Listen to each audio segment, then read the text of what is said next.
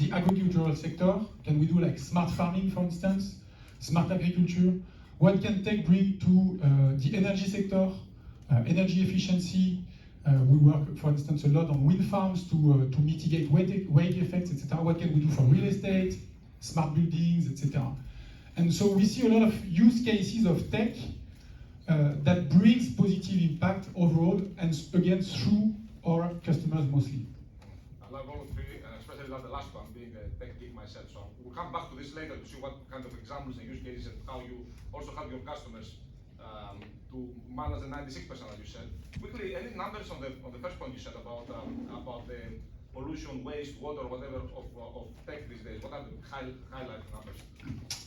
So let me just also take a step back and discuss about the commitments of Microsoft and where we stand today, because you know it's nice to make commitments, as we've made. It's even greater to provide transparency on where we stand regarding those commitments. And on the transparency front, I'm quite proud to work for Microsoft because we are very transparent. And it's not always easy to be transparent because 2 weeks ago, we just published our latest sustainability report. And so we made, there are a few things which are extremely positive, there are a few things which are more of a concern. That's probably Microsoft, right? No, it's not Microsoft, it's Zoom, it's not Microsoft, and it's fine, it's fine. You'll switch after the meeting, you'll switch from Microsoft, I'm sure. So the things which are positive, the first one is really about who here is aware of Scope 2 versus Scope 3? Please tell me, everyone. Not all. It's good. When I was doing such a discussion like a couple of years back, no one knew about Scope 3. So it's great to see that the level of expertise is increasing. So where are we good at so far? Scope 2, we're doing good. So Scope 2 is really the electricity consumption, and we use a lot of electricity at Microsoft because what we sell is cloud services mostly, Azure and Microsoft 365 that maybe someday we will use here. And those are cloud services. And those cloud services, when you build a cloud infrastructure, you build a data center, you use cement, concrete, you use steel, and you use chips. And concrete, steel, and chips, they do have a carbon impact, but more broadly an environmental impact. So where do we stand? Again, we are pretty strong on the Scope 2, meaning that more or less all the energy that we use, we have renewable energy on the back of it. As an example, last year we used 23.6 million megawatt hour of renewable energies, which is the equivalent of 2 years of the consumption of Paris. So it's quite big. What's interesting here is that we're not just buying renewable electricity certificates, which a lot of people are doing. We're really funding the new infrastructure for renewable energies through what we call PPAs, which is purchasing power agreements.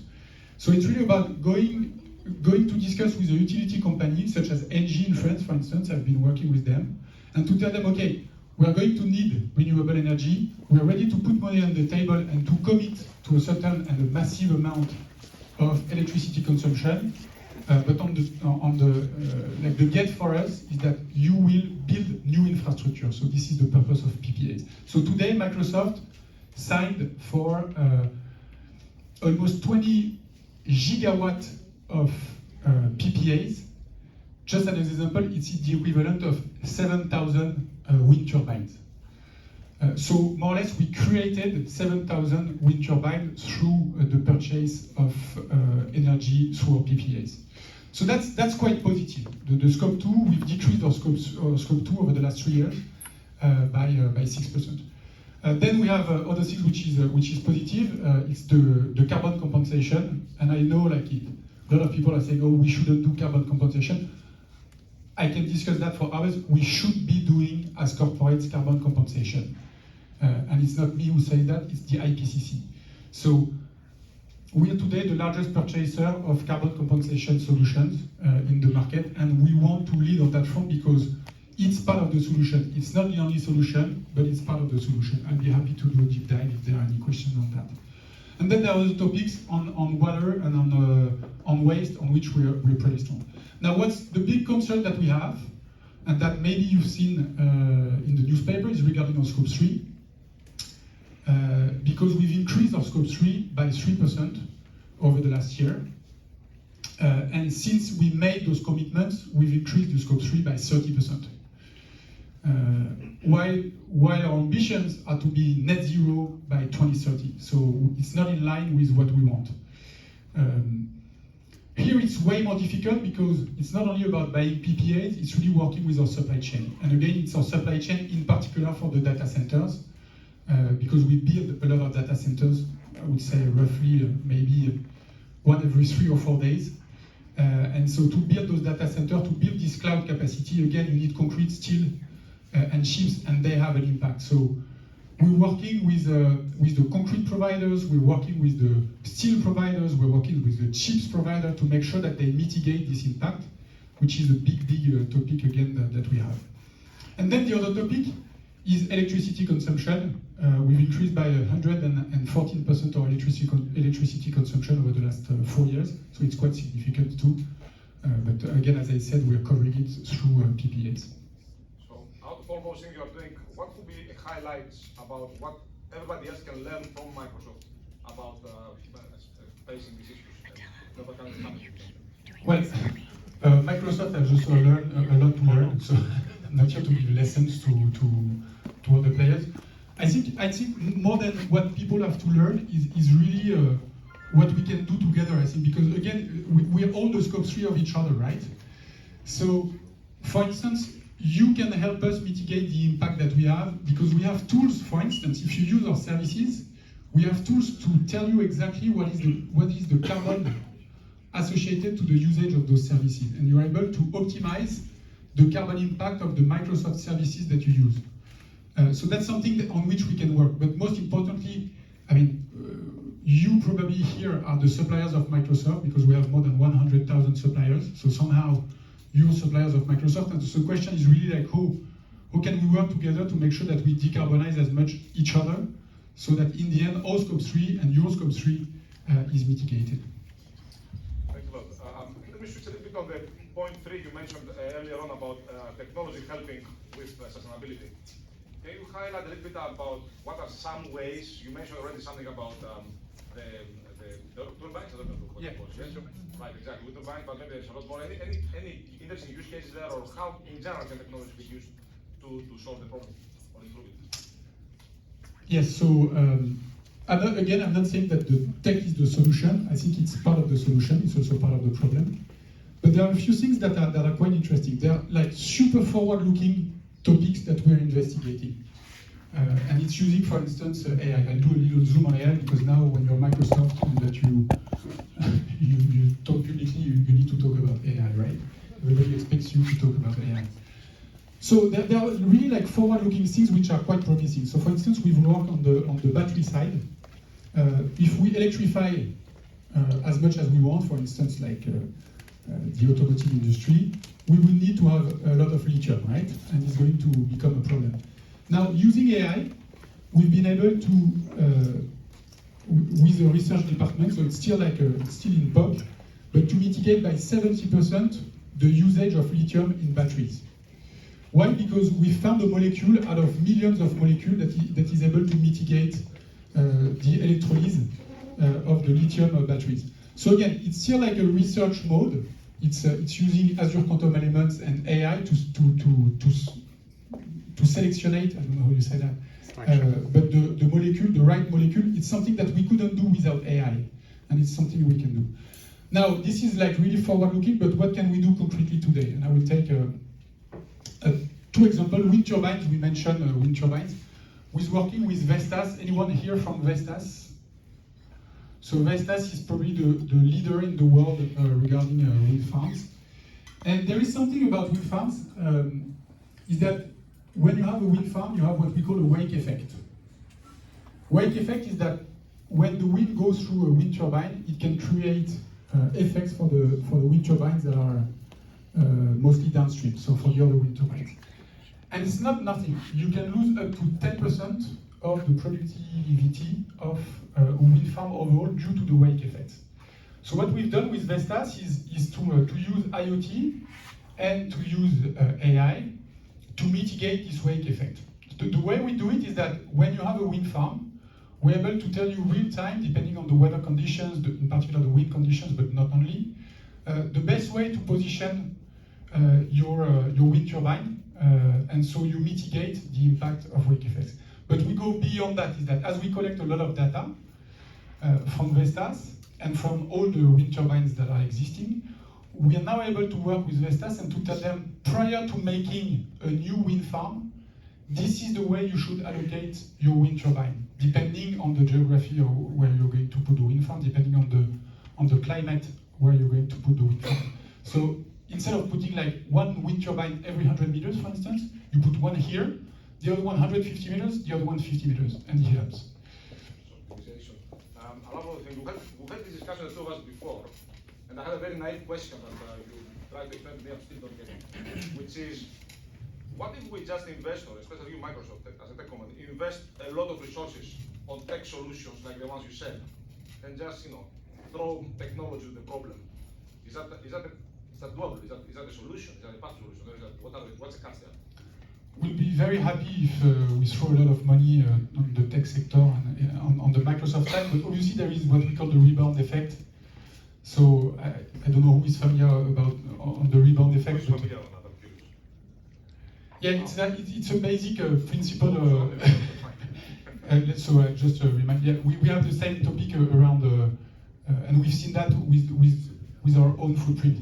Is that if you manage more or less to better off the energy efficiency of everything on which we can work, because I see the topic is scope 3. To show you, because I've talked about the batteries, I've talked about the energy, etc. But I was mentioning the big topic that we have on scope 3 at Microsoft is regarding our suppliers. So we have more than 100,000 of suppliers, and when I discuss with French corporates, the same like in the construction industry, you have 500,000 suppliers. And so, first of all, like, comply with the upcoming regulations, such as CSRD. Who knows about CSRD in the audience? Good. So to comply with the upcoming CSRD, but more broadly, like to be transparent and to make your action plan, you need to collect data from those suppliers. Now, let me take the example of Microsoft because I think it's quite tricky. So we have more than 100,000 suppliers, and we need to collect data from those suppliers. We have a dedicated procurement sustainability team. So I don't know if many of you have a dedicated procurement sustainability team.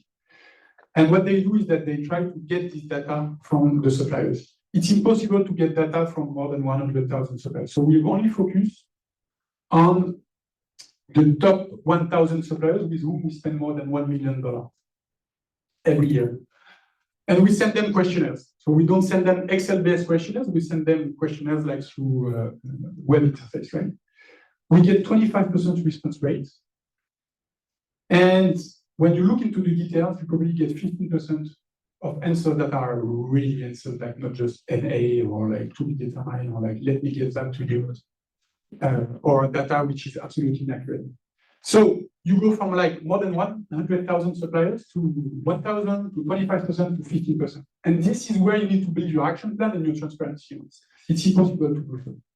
And so what we've done at Microsoft and what we're doing, and we are doing the same with customers, is to use AI to get this data from the supply chain.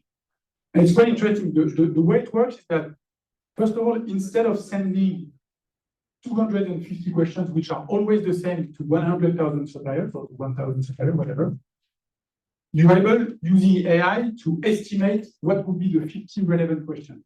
So, first of all, as a supplier, it's good because you don't ask a tech company about the number of codes that they own, and you don't ask someone who's growing alpaca in Argentina about if it's LEED or not, the LEED certified or not. So you tailor more or less, using AI those questions. Then the supplier can import a lot of data. So it can be whatever data. It can be an annual sustainability report, but very often they don't have, or they're a small company, for instance. So it can be electricity bills, it can be whatever. And based on the data provided by the supplier, we're able to pre-fill answers on those 50 questions. And then you're able to help really when you don't have the data to help like get a proxy of the data. So it's really mind-blowing, and it exists today. Thanks a lot. So lots of things happening, lots of data and transparency, lots of use cases of AI to help with the challenges. You still face challenges of scope 3. It requires that all of you coordinate together somehow to solve each other's problems. And technology cannot be a full solution because we also need policy and economics to make sure that even though we are more efficient, we still don't consume more. Yeah. I want to leave some time for the audience, maybe some questions. Yes, please. A mic or no mic? It's maybe. It's yours. Thank you. It's for you, anyways. Yeah, maybe it's for you. I'm sorry. It's a specific question. At the beginning, you said that Microsoft is leading the CDR, carbon dioxide removal. So congratulations to Microsoft because you're also funding R&D and you're giving a view to the entrepreneurs to keep investing in the sector. And then you mentioned biochar. Yeah. And very recently, biochar is starting to become very, very hot matter. You said that you made the biggest investment in biochar, correct? Yeah, in France, yeah. In France. Okay. 30,000 tons. Okay. To be offset, yeah. Apparently, biochar has more positive side effects. Not only is a permanent sequestration of carbon dioxide, but also increase productivity and reduce the use of fossil mineral elements to do agriculture better. So the question is, and it's a low tech, so we don't need to reinvent the wheel. It's available. So the question is, very boring question maybe for most of you, but actually it's something fantastic, biochar. Is it going to be the main CDR in the next 10 years or even 30 years? Or DAC and other deep tech will be the main provider for carbon sequestration? What is the view of Microsoft? So, first of all, like carbon compensation is great, but we need to understand that it cannot solve the issue that we are trying to solve by its own. Today, we emit 50 billions of CO2 tons every year, humanity, right? And we estimate that carbon, this is not Microsoft, like the IPCC estimate that we can probably cover like 5% of this, which is still 2.5 billion, so it's not nothing. I think biochar is very promising. It's not going to be this or that, etc. I think it's going to be like a mix of everything. Today, forestry and natural-based solutions are way more mature than DAC, the direct air capture. Direct air capture, for those who don't know, it's really like about getting the carbon out of, for instance, a plant directly that is emitting carbon. This is very nascent. I think it's more like DAC. I see it as a big bet, right? It's like, if it works at scale, then it's great. But you have on the side other solutions such as biochar. Biochar is very nice.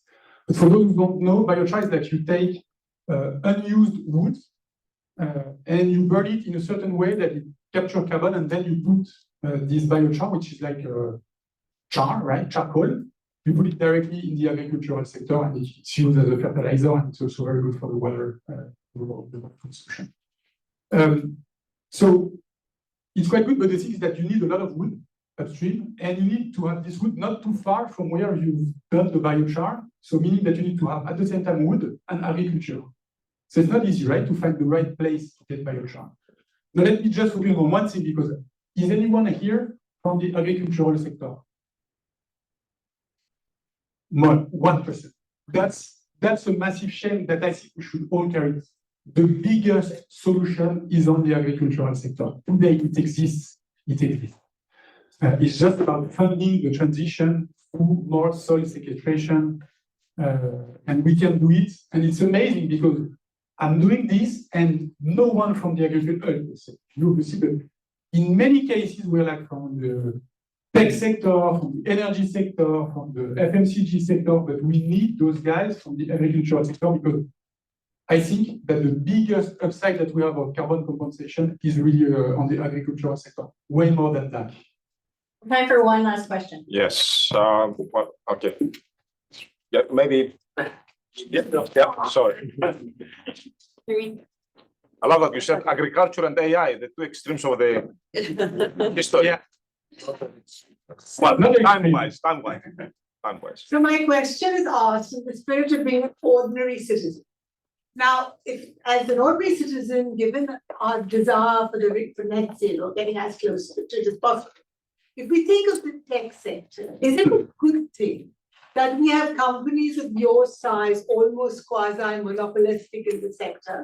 Or would we have been better off if the sector was more fragmented? Well,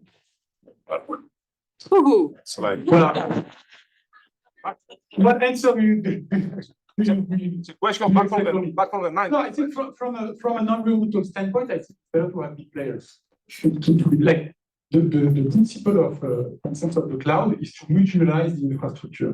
And so we even have customers that are moving their small data centers, their small infrastructure to Microsoft, not necessarily for environmental reasons, but because we are way more efficient in the way we have this. So, like for instance, there is a metric which is called PUE for data centers. PUE is power usage effectiveness. Is how much energy more or less is lost, for instance, for cooling.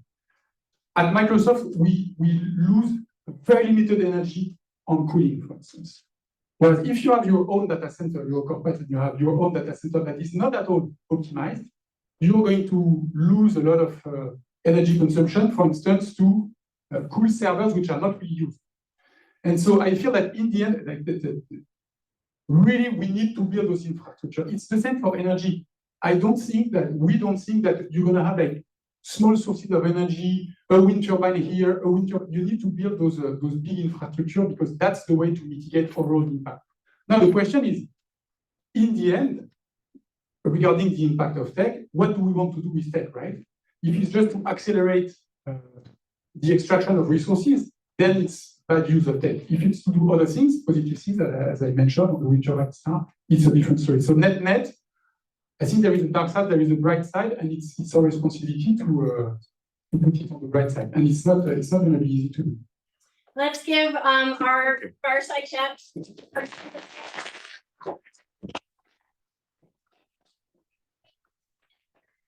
Because this next session is a discussion-based section. So those who came in late, find one of the empty seats in the discussion groups right now.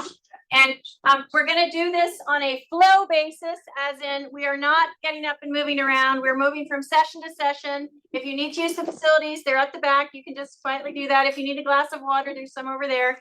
But we're just going to be flowing from one section, and you're staying in your discussion groups because we also want you to get to know each other and see what kinds of things you can do together. Now, I know we could have listened to Com for a long time. Group 2's lucky because he's your discussion leader for the next section. So he's going to sit right here. And I'm going to invite up, yes. Make sure there's one student per group. So We do, well, I think we already did make sure of that. Raise your hand if you're a student. The students are rapporteuring. Okay, we need a student in this group. So if there's 2 students in a group over here, one of you pop over there, please. Okay, the students are rapporteuring. Your discussion leaders are going to take you through 3 questions. So this next session, I'm just going to tell you what we hope to get out of it. Attila, who is the COO of INSEAD, has been leading a climate journey for our alma mater and looking to see how they can actually get to net zero. So he's going to tell you a little bit about that. And then we have lightning talks from 3 alumni who are right in the heart of scope 3 emissions reduction. And they're going to give you just a lightning talk on how shipping is reducing its footprint, how air fuel may be able to reduce its footprint or is working hard for that, how construction is working to reduce its footprint. And so that is the scope 3 for many businesses, those kinds of things. So you're going to have lightning talks here. They're going to give you some ideas. And then in your groups, you want to think about your own businesses or the industries you want to work in and how you might apply what you've heard to making changes there. And what we really want to get out of this conference actually is a practical agenda. Could be just 2 or 3 things that any business can do right now to start getting itself on a journey to carbon decarbonization. So with that, I want to invite Attila up and our 3 lightning talk speakers. Thank you, Katie. Welcome.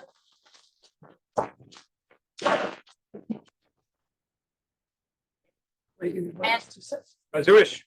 Attila, I'll give you the mic. No, but There's one for Mike. So the speakers, I guess you just passed the mic. Cornelia, you're first, right? All right, so you have it first. Okay. Oh, and I also just want to apologize to our virtual participants We are one family here, but I know you got in late because of technology issues. I did record the first part of the session, and we'll send that to you. Great. Welcome, everybody. Nice to have everybody here from all walks of life and all across INSEAD. As Katie introduced me, my name is Attila Chalite, Chief Operating Officer of INSEAD.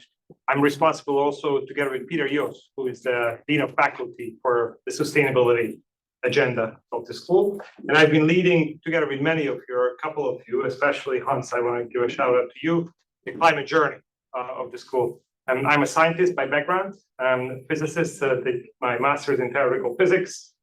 So it is very close to me. But what I'm sensing and why I'm here is that the mission of INSEAD is to bring people, ideas, cultures together.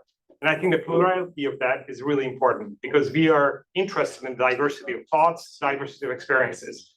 And also the second part of the mission is to actually develop responsible leaders who can then transform business and society. And because learning is not happening only through excellent faculty in a vertical way, but a lot happens horizontally across each other talking. I thought this is an excellent opportunity to bring those diversity of thoughts and ideas and experiences together. And maybe with that, I can just introduce what is my problem. And then I want to ask the panelists to help me spark the conversation then in the work group that we're going to collect. So INSEAD did an assessment of our carbon footprint. More than 80% of our carbon footprint is coming from scope 3. As you can guess, business school for the world, it's hard to do without long distance flying, and it's really hard to abate. If we calculate what is the marginal abatement cost curve, it was about 20 euros for the first 10%, 200 euros per ton for the second 10%, and it went up to like 20,000 euros per ton in the last 80%. So that's really a very difficult challenge of how do we decarbonize that. So with that, we have invited 3 excellent panelists, and I would just like to introduce them one by one, and I will use my cheat sheet. So besides me sitting, Dr. Andrea Sibila Klausman, thank you so much for coming. I really appreciate it. Who is the founder and CEO of I Am Wilderness, an executive coach, member of the advisory board of Caring International, which is a leader in sustainable construction and infrastructure. She's facilitating sustainability leadership workshops to connect young and senior leaders with wild nature in Europe and in South Africa. Her credo, how to be a sustainability leader, protect what you love. She is also a medical doctor, and if you have some time, ask her what is her freediving record, because she's a passionate freediver. I would like to go with Pernille next. So Pernille sitting on the far right side, she's part of the leadership team of Maersk, McKinney, Miller, Center for Zero Carbon Shipping.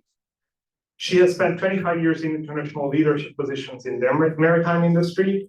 She's concerned about passing on a globe to the next generation and believes that can only happen through strong collaboration across industries, geographies, and cultures. As any regular Dane would do, she's an avid cyclist. Then finally, I'd like to introduce Philippe Lacamp, who joined Sky Energy, who is a pioneer in sustainable aviation fuel as a CEO 3 years ago based in Amsterdam. Prior to that, he has a 30-year career with Spire Group, mostly in the airline industry, Cathay Pacific. He has been working on sustainable aviation fuel since the invention of that, which was 2010. So it's a very short-lived industry, but it has been there from the beginning. And maybe connecting to the other theme of sports, and that's another fun fact to ask him about, is that he played rugby sevens in international scene. So with that, I would like to go in the same order, maybe Andrea, Pernille, and then afterwards Philip. If you could please just spark the conversation for each of the groups. So what are the scope 3 problems that you've tried to resolve? What are the things that you have succeeded or not with?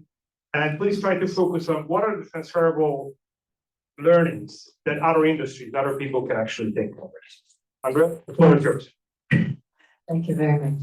So I'm in the advisory board of Caring International. That's a German mid-sized company, family-owned, 130 years. So it's a long family tradition. And Caring International builds construction, and railway construction, and architectural concrete, and toilet facilities 126 million turnover and around 600 employees. So our CEO, Annette Hering, she's a member of the family, fifth generation. She documented her first environmental statement in 1995. So she calls herself also a pioneer in sustainability. And the past decades, she was often, well, not ridiculed, but saying, wow, she with her like green stuff, green sustainability nonsense, So there was quite a time where people were not taking it that seriously. But now the people from the old times called her and asked her for advice.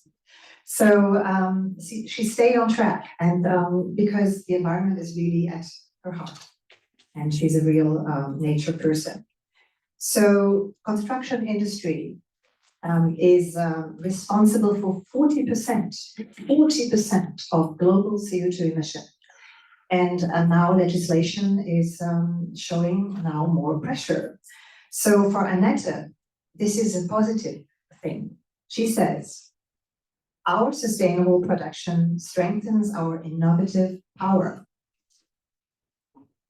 So what are the key factors? How do we tackle, especially the scope 3 emissions? So one, data collection. So it was mentioned already by our colleague from Microsoft, and especially for transport, heating, electricity, and distribution.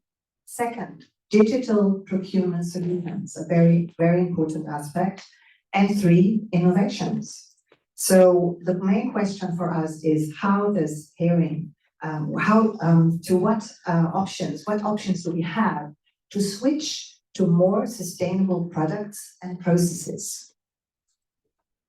So creativity. So I will now focus on the scope 3 emissions, because I think we did our homeworks with scope 1 and 2 regarding driving data reporting in all vehicles and how to digitally monitor all our buildings and electricity. So we use a lot of digital sensors and monitoring. Scope 3, we reduced cement consumption between 1995 and 2020 by 31%. So how did we do that? Over a long period of time, and due to continuous research and development and sustainable processes. We recently produced a new certified cement formula with recycled material. Very complex issue. We built our own silo to maximize material and transport efficiency. And we start using clay and other renewable materials to just see what is possible. And these are just starting. So it's a very, very, it's a process. So we developed also a new energy division. So we integrated photovoltaic modules in a cement facade. So how can a building be autonomous and get produce its own energy? And we recently also produced organic photovoltaic foil that is flexible and transparent. So it can be integrated in any glass and anything that can produce electricity in a building. We do green facades, and also to ignite passion of employees, we have the Hering Foundation Man and Nature. So we also do an assessment of our 4-hectare premises in the Siegerland to see what animals do live next to our buildings and how we can monitor the biodiversity that is right there where we work. So which key stakeholders and collaborations do we see? Leadership team and advisory board is fully committed, very important. Local partnerships with suppliers, and to overcome internal and external, let's say, immunity to change. I'm a doctor, so immunity to change. We walk the talk slowly and consistently. And let's be realistic. 1% CO2 footprint reduction every year is over time a lot. Last, key insights. You can transform a business if you make a conscious choice to protect what you love. Is it easy? No. Does it cost money? Yes. But you can maintain a healthy balance between profitable core business and innovation. Number 2, sustainability needs a holistic and systemic approach. It's not a nice to have thing that will be cut down in tougher economic times. Sustainability is successful as a business, and herring is an example, I would say. If it's an integral part of your corporate strategy, means all products and all processes. 3, you need patience and tenacity to overcome the biggest roadblocks: internal resistance, bureaucracy, and focus on short-term profit. Last, digital energy resource and environmental data management is key to success. Thank you very much. Thank you.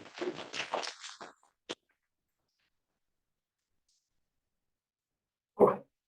Thank you very much, As.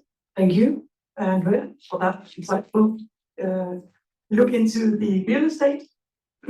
Sorry, I'm from the shipping industry, and I cannot claim to represent 40% of the global emissions.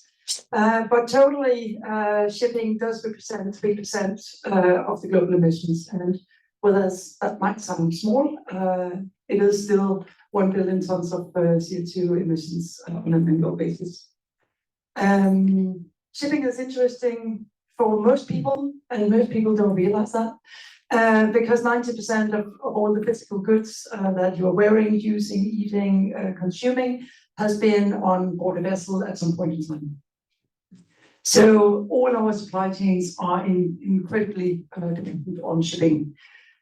What makes shipping a little bit complex is that it is international, it is heavy capex, and it is mutually intertwined. So we can't just change one part of the shipping from black to green without sort of also have the rest of the value chain go along.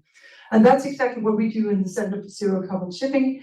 We try to connect the full ecosystem, working with strategic partners all the way from shipping or fuel producers, shipping companies, end users, to make projects or to demonstrate that you can actually make green solutions on a micro level. So as an example, we are doing what we call green corridors. As an example, going from Gothenburg to Rotterdam. The thinking is that if we can make a little micro model of global shipping in that specific geographical area where we have green vessels that sail, that will force us to learn what does it take from an infrastructure perspective, how do we get the fuel in place, what does it mean from a permitting, a regulatory perspective, and in that way we can spread green maritime transportation globally. Another initiative that we're working on is what we call book and claim, where the philosophy is that if we can separate the transportation service from the environmental impact, we can then mitigate the fact that the physical world is not always, say, matching up with where the willingness to pay is sitting. So imagine we have the green sailing between Gothenburg and Rotterdam. We have a customer in Rotterdam that receives a load full of, say, wood. They don't want to pay for that greenness because there is a big cost difference between the green and the black. I guess that's part of why we're sitting here. Now, the ship operator who has paid for the green fuel, he can then, through a book and claim system, take the greenness of his vessel and say, now that my customer is not willing to pay for that, I will sell that to a Japanese customer who is receiving, say, carbon oil from Chile to Japan, but he cannot deliver that on a green vessel. So that extensively happens to be on a black vessel, and in that way, we solve the fact that it is international. We cannot move from black to green in one go. The last initiative or focus that we have that I want to raise here there's a whole focus on the regulatory aspect.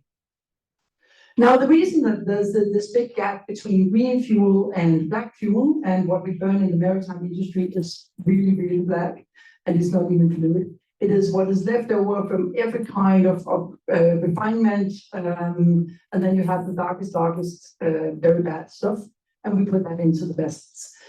But the reason we have the price gap is that we are, you could say, implicitly subsidizing the fossil fuel industry, because we don't ask the fossil fuel industry to pay for the environmental impact they are causing. If now we get a regulation in place where you actually pay for the damage you're causing, that will narrow the gap. On the maritime industry side, the only body that can do that kind of regulation is the UN International Maritime Organization. So we're working closely with them in order to get both technical and economic measures in place that will drive this agenda on a global scale. Now, this is all great because that keeps me busy and it keeps my 150 colleagues busy and they're all our partners. And you might sit and think, what can I do about it? What makes it interesting is that our scope 1 is your scope 3. And now you can probably not go out and fill the green corridor, but what you can do is that you can put pressure on your suppliers.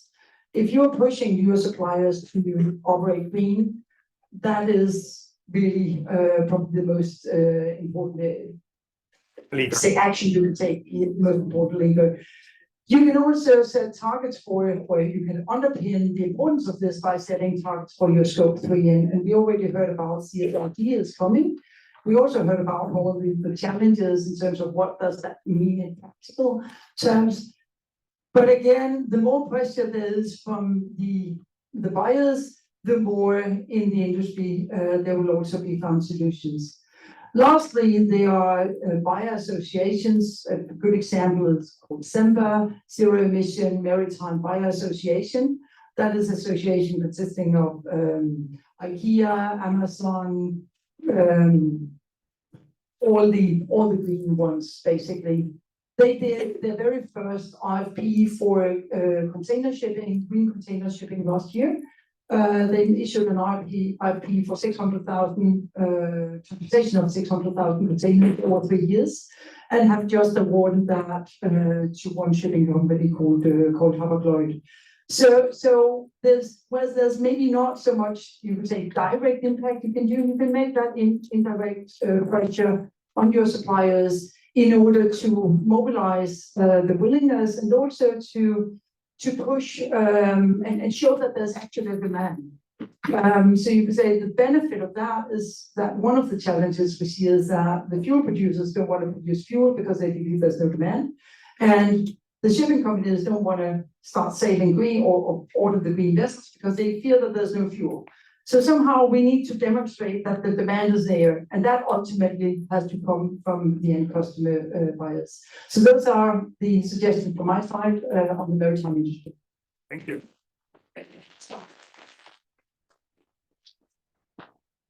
Thanks, Bill. A lot of overlap with aviation. What I will say is there was a greater understanding within the aviation sector of the importance of sustainable aviation fuel and the premium that comes with that. Sky Energy is a pioneer in this space. They do advisory services. There's a lot of education and creation of demand in the early years. A SAF supplier, so we source and sell, and now actually building out projects. So we have 3 projects with 3 different technologies, because one of the things you very quickly learn is that there's no one solution. There's multiple solutions to creating the kind of volumes that are going to be required. SAF, sustainable aviation fuel, has multi-scopes. So as Daniel was talking about booking planes, a really important consideration for everybody. We have provided SAF to 40 airlines to prove out the fact that it's not some foreign contaminant that's going to gunk up your engines. It's actually akin to having 2 bottles of white wine, 2 different grapes, you mix the white wines together. I know it's sacrilegious to do that, but you would still have white wine. And that's the nature of SAF. It's a drop-in blended fuel that can be utilized today with existing technology and using the existing infrastructure. So very different from the shipping industry, and that's why it needs to progress faster. 40 airlines, 50 corporates. So each of those molecules that we've sourced has scope 1 and scope 3. The green attributes that Pernille referenced is what we sell on to the corporates. So the corporate targets that you have your SBTI targets, SAF is directly allowable in reaching those net zero targets. So should you be sourcing scope 3? Absolutely, if you're intent on hitting your net zero targets. There's no one single solution, so SAF can be made in multiple different ways. One of the important considerations for you as a corporate is not volume necessarily, it's carbon reduction. And different feedstocks give you that different reduction. Some are greater than others. And so an education process for you as you look to source scope 3 SAF is very important. Sustainability criteria, really key. There's going to be challenges in this industry as we look at different types of biomass, different types of waste oils. We look at the use of renewable electricity, we prioritize that for aviation. Is that the right decision to make liquid fuel out of renewable electricity? It's a discussion that we're going to need to have. You need to get advice on that. You need to understand where you sit on your sustainability criteria, and you need to understand where you sit potentially on the reputational side as well. If you're looking at waste oils as an example, you'll be familiar with a lot of stories around fraud that come out of certain regions of the world. Those are reputational issues that we really need to be considering. At Sky Energy, we actually have an independent sustainability board that helps advise us as we go to source for our customers. So it's a really important consideration. Financeability. So the big ask in this industry is you've got to help finance it. These facilities are, I don't know, $700 million to $1 billion. They're only 100,000 ton. To give you an idea, that's about a tenth the size of an existing oil refinery. We're going to need anywhere between 350, if you can do 1 million tons at a time, to 2,500. Those are facilities that need to be built by 2050. That's 26 years' time from now. You think of the raw materials that are required, you think of the labor force that's required, it's going to be a big challenge. So what can you do as a corporate? You can put certainly demand signals out there. And as Pernille referenced, demand signals are really important. Why? Because they give investors confidence that there's going to be a market for the product.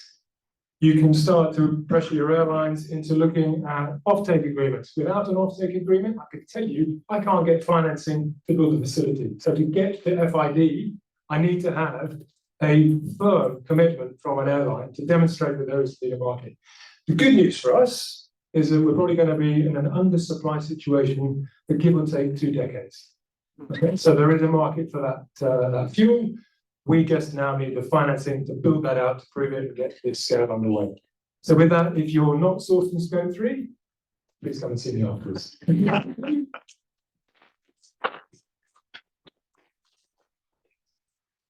Thank you so much. This has been really very helpful. What I would like to do in the next 30 minutes is that the panelists are going to join each of the groups. We are going to walk around.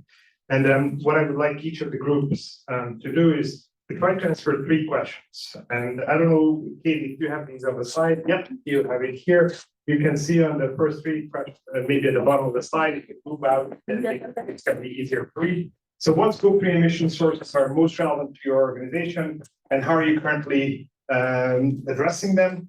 Please share examples of successful initiatives or strategies implemented by your organization or others to reduce their scope 3 emissions. And the last one is identify key stakeholders and cooperation opportunities in addressing scope 3 emissions in your industry.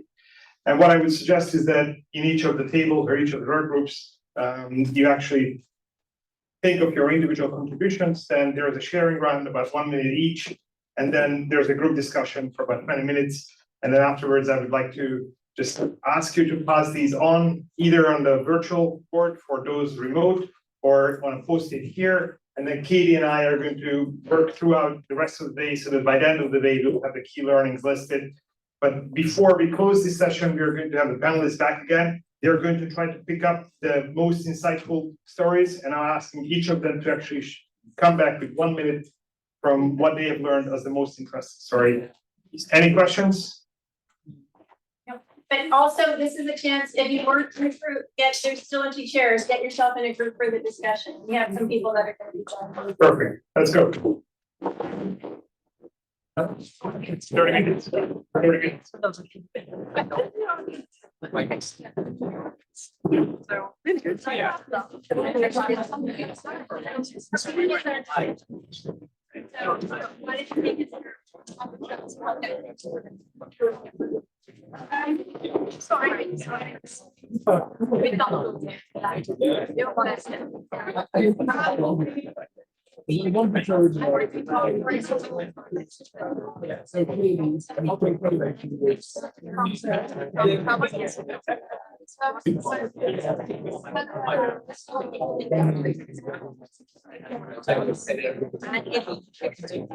Start off is.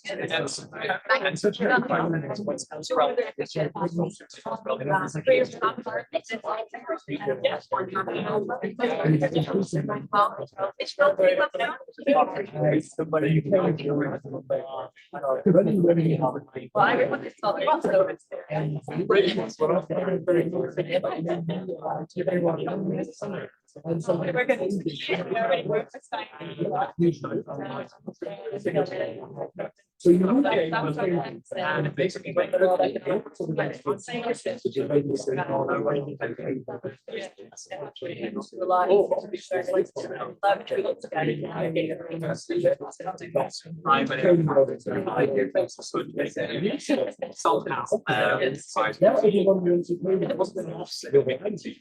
I actually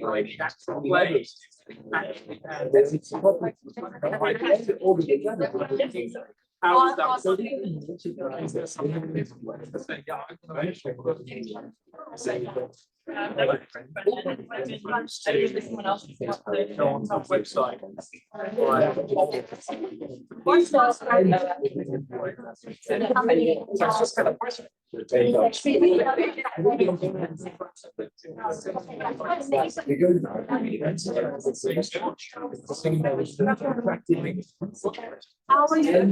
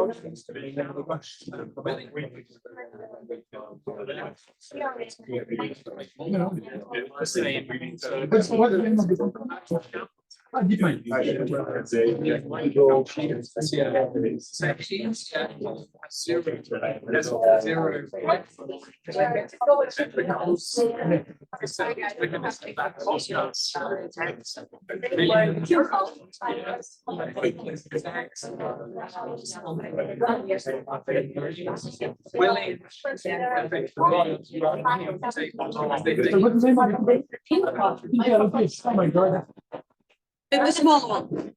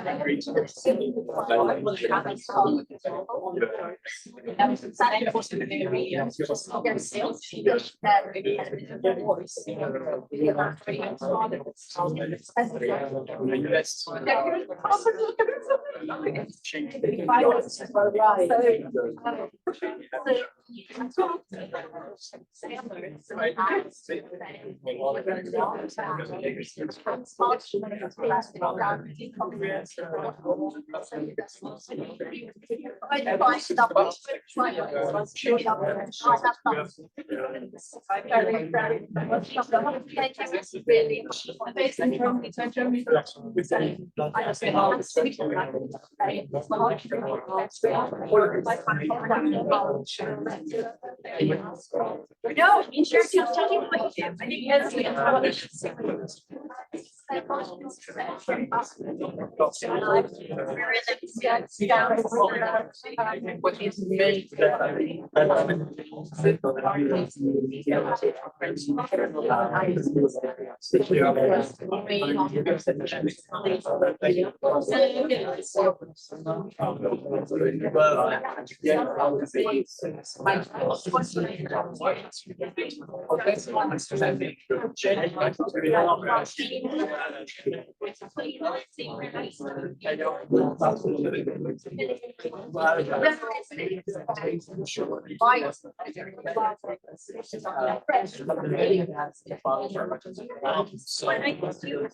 The emissions we have. We're starting. I mean, our goal is every month. Making sure that they.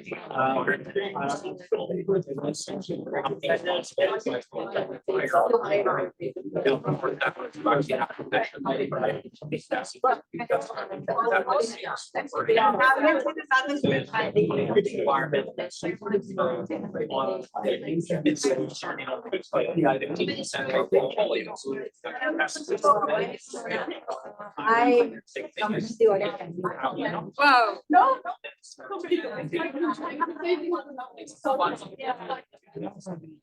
I'm a pillar direction background, so I used to be Paris.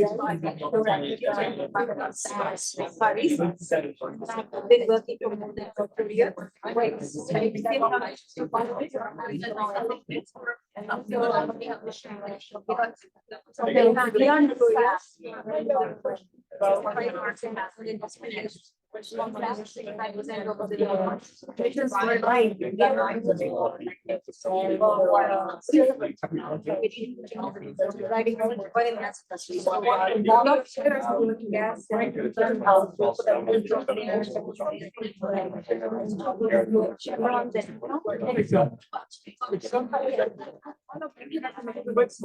Most of them have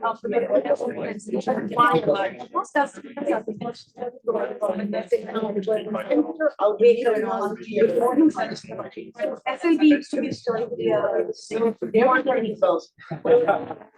TV branded.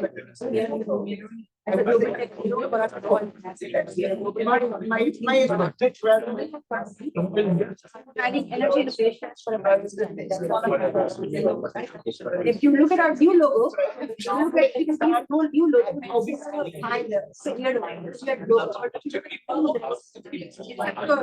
shows it's low by the factory, and it goes below the and then you look at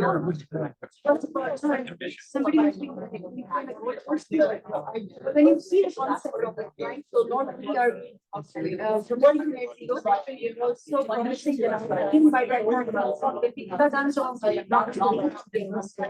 have to negative. So that's our taking the look of it's one that hasn't started our sustainability journey, right? So lots of training, Yes.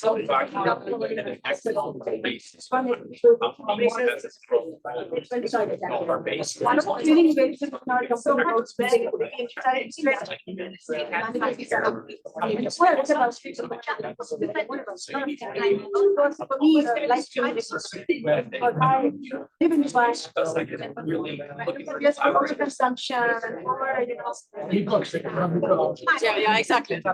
Exactly. Yeah. First for all that, right? All right.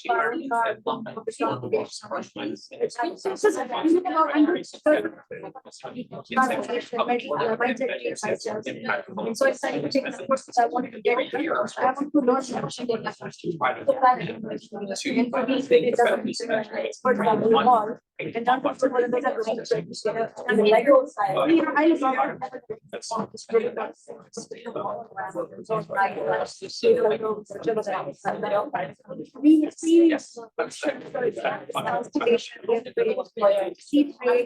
We might build a lot of products. We have literally a service provider why it is for the sales. It's all the cheap. These also accommodates. 47 and emissions that they're creating, right? And it goes opportunity for us.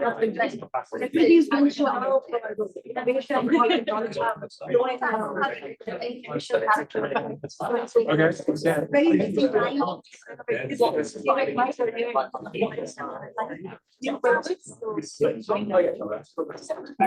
Very good. Yeah. Oh my God.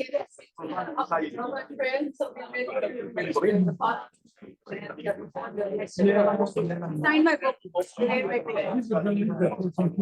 Nightmare. That side of yeah. Weird metal board.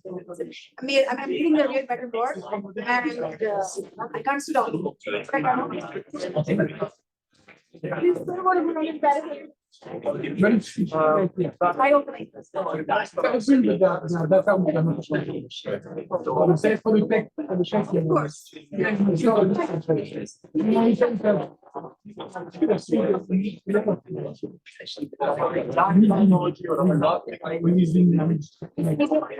Very small. It's saying like the email program.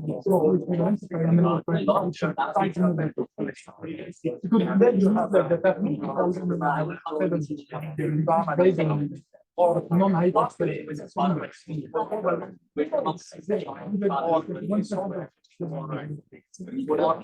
So I think very funny success. We have a lot of we have a lot of that.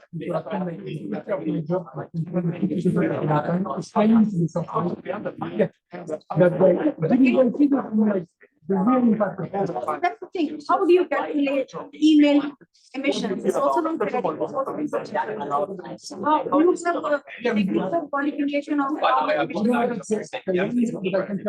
And I think it's sort of nice thing.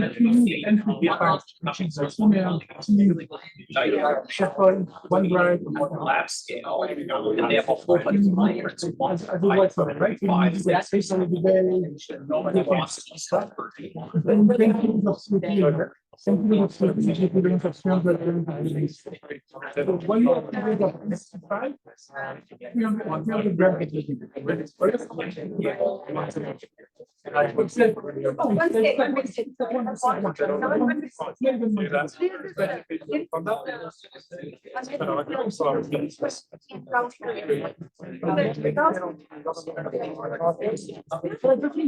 But can I ask you a question? What you would be the most objective and scientific source for these measures? Because I don't want to be provocative, but every time I go to you have the blockchain people say, oh yeah, but you know, one blockchain transaction is less than a Google search, you know, the Google guys will say, oh, but if you look at, you know, what we've learned to optimize lives, so I'm sorry to be provocative, but I think lots of, you know, fabulous steps trying, but they all have different ways of calculating how they go. So what would be your outcome? If you would have to name one organization that is kind of your benchmark. Yeah, I think it's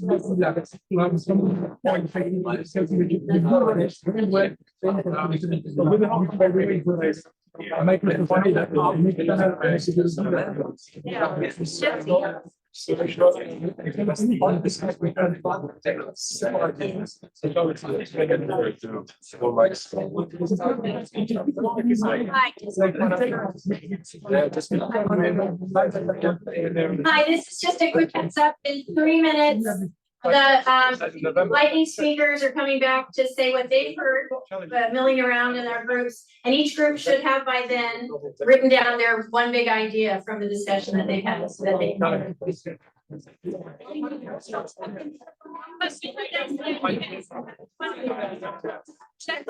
One of the authorities that measuring, right? That's my only question for this is the last question. How, if I ask if emissions completely or themed in one form. We have a team.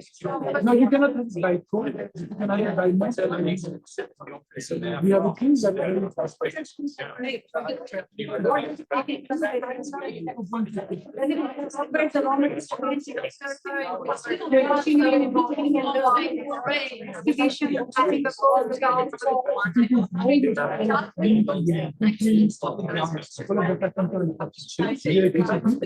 actually market based research. It doesn't take into account takes into account we're trying to know I'm pushing this one. They take mean that we should have the carbon intensity, not using the demand.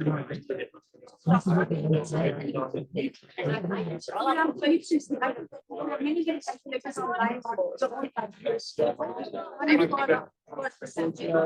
can go online and it tables and they give you how many is it a tool like that? Yeah, it is. Something here. Yeah. Yeah, but that's supposed to be later. He will put the link. Give us the link. I can look at it. One that I use. Oh, yeah. Oh, yeah.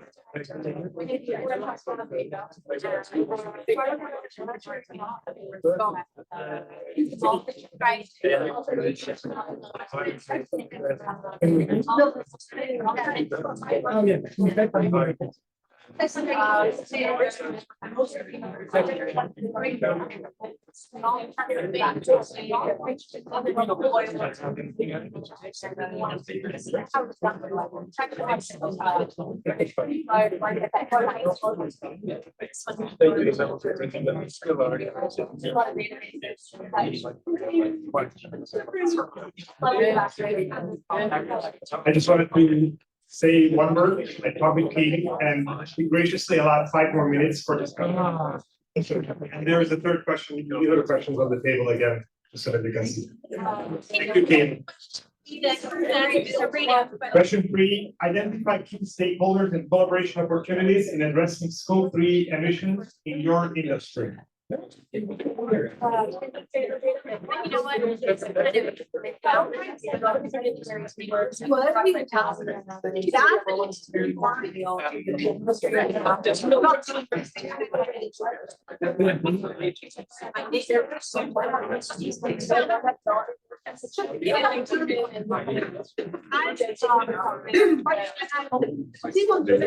But I think it's definitely wrong.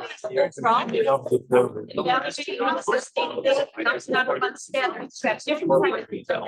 What I find there are a lot of companies who actually, you know, treat these ways of how they produce sustainable.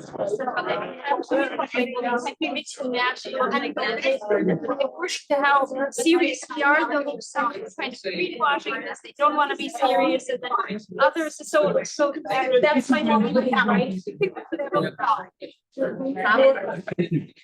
So I need to do the second substitute. Once again. You need to do the second. I know, right? Exactly.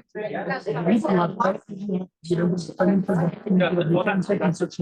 of us makes it best.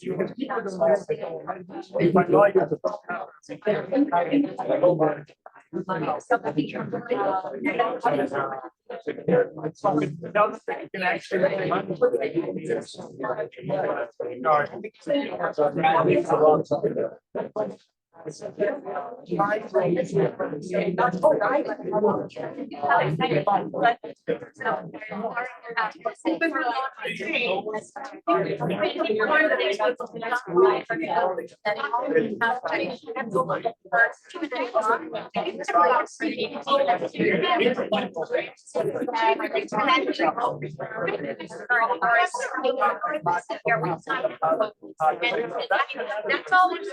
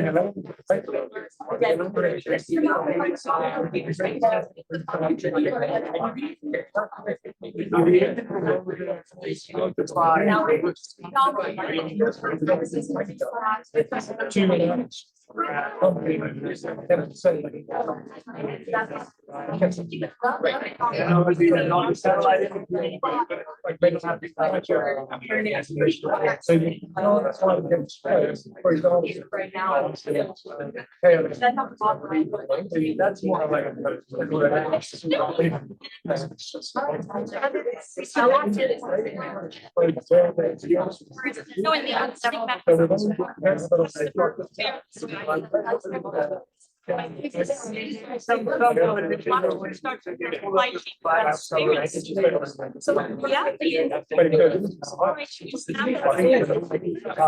then, you know, there is some type of consumer awareness. For instance, people getting apples that are sourced in a farm in the area. There's willingness to pay extra for supply chain transparency. Syria was very Syria was so treated like 10 times to have them go. All of this is needed in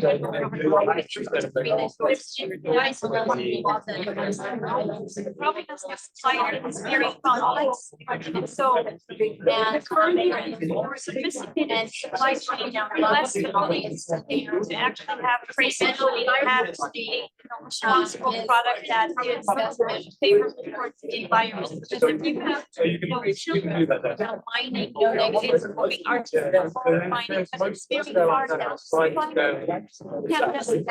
But we've noticed consumers don't have that feeling you free. And that's the problem also, a lot of the high tech ingredients, like metals and all of that, that actually go into devices.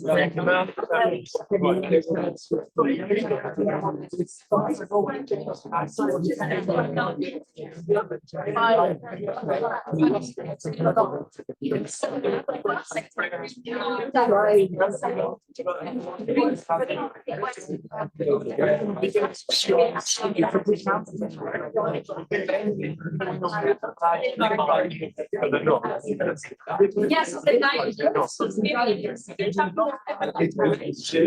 yeah. But again,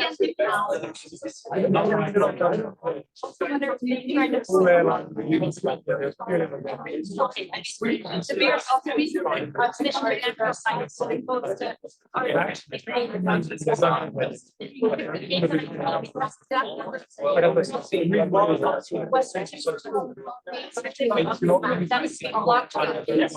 but again,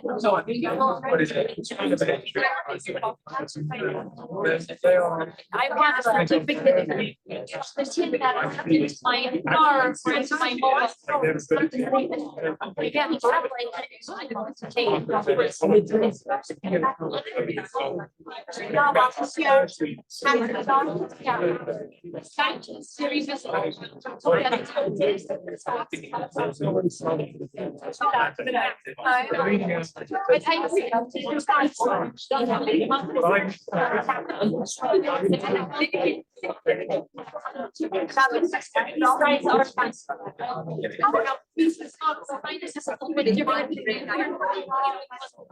I ask everybody to wrap up? And can I get the lightning speakers, Andrea, Camille, Philippe, up on stage, please? Now we take next one.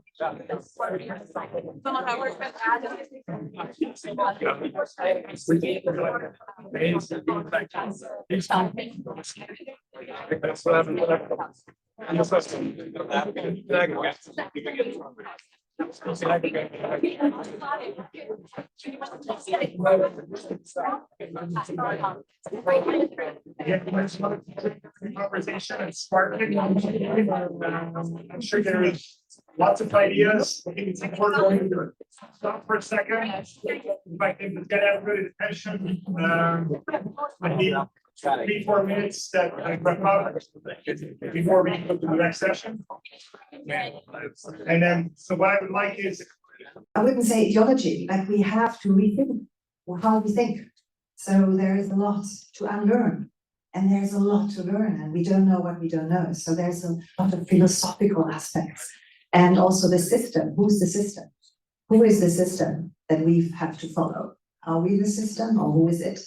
I read a lot of Kafka recently because I'm German. He became 100 years. So it's an interesting thing. Last, not only thinking about carbon, but also thinking resources, biodiversity, and the whole thing of waste, etc. You know what I mean. So that's my great, thank you so much. Please give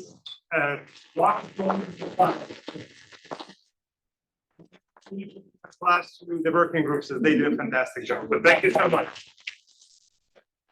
We'll be back. You could just remind everybody to bring their post-its up. Yes, reminding you to just take one person from your group to do time. Actually, no, we'll just come around and pick them up. Joanne, where's Joanne? Joanne? Okay, she's gonna be our pickup person. She'll come by and pick up your post-it, and that'll make it easier than so we're now, well, thank you for that. All the panelists and Attila for leading it.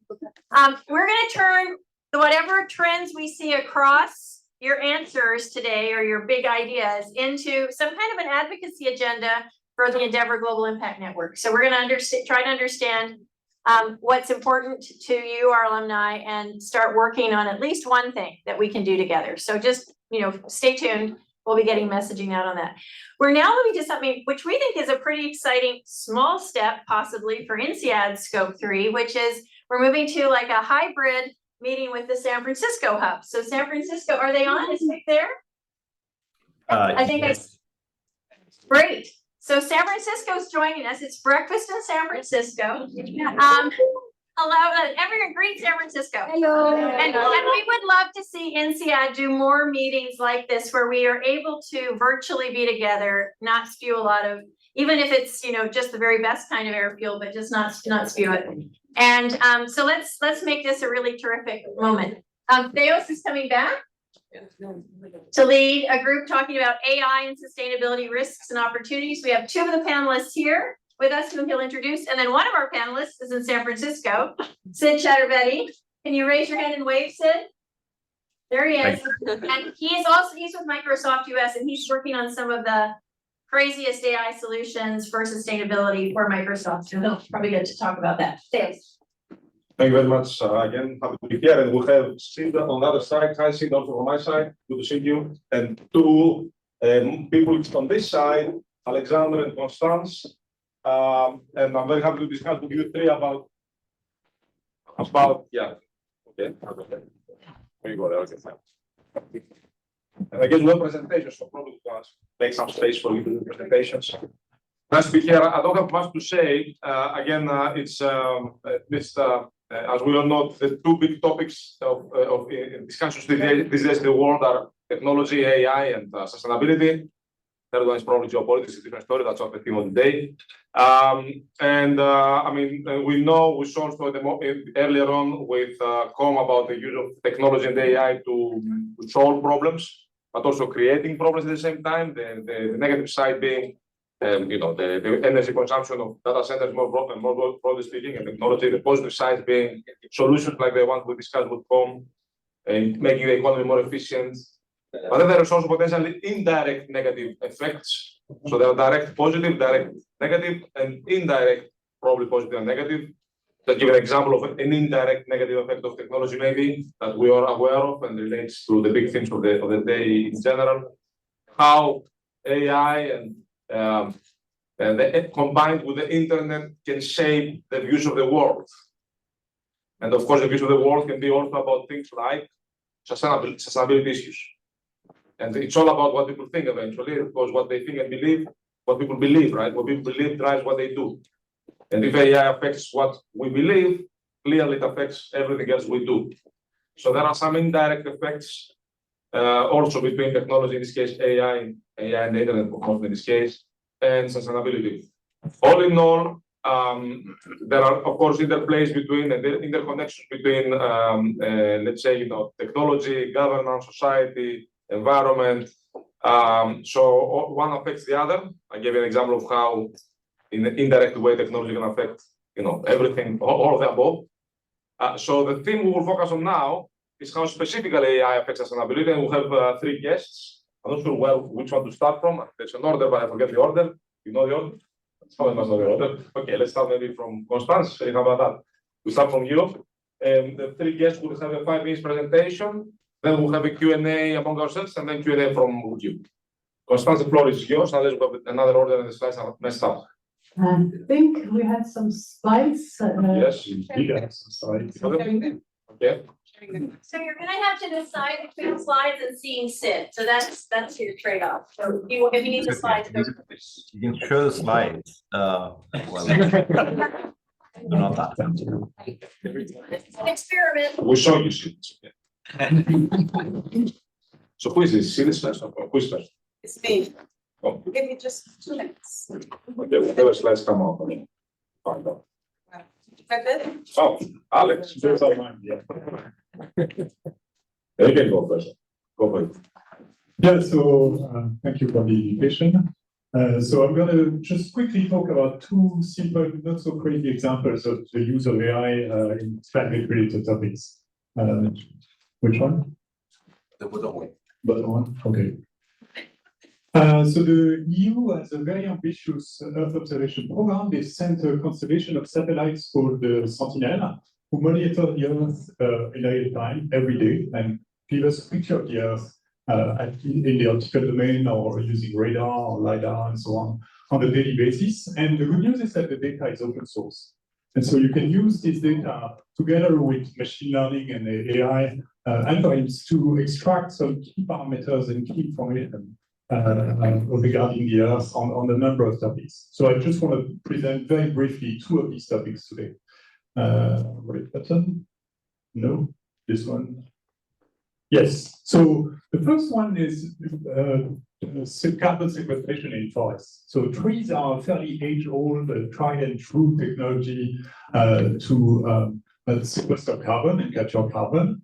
And there are a number of projects trying to do so, especially in the Amazon. And you can see here on this picture one project where the sort of transfer mechanism known as RED was financing local governments to preserve forests or reforest, and in exchange for funds, basically. And so you see that the project worked quite well, but outside of the project, deforestation went full on. Okay. And what's interesting is that the ton of carbon emitted trades at around 100 euros a ton in the European market. These projects sequester carbon at about 7 euros a ton. The difference between the two is trust. And it's the reason why this number, the 7 euro number, is so low, is because people don't trust that the carbon is actually going to be sequestered as advertised in the forest. And the reason why there is no trust is because we don't really have, or at least we didn't have, accurate measurements of the amount of carbon stored in forests. Fortunately, together using satellite information together with machine learning, we can now have a almost tree by tree measure of carbon sequester, and we can use that to certify the quality of carbon sequestration of programs. So you would expect things to improve very significantly in that way. And the good news, because again, you're using data from space, you don't really need boots on the ground, and so you can do that at very large scale. So this is some measure of deforestation at the scale of the Amazon, and you can see a red spot here where deforestation is particularly active. Okay, again, satellites don't know borders, and basically you can have a single methodology for the entire globe and get a very accurate picture of carbon sequestration potential.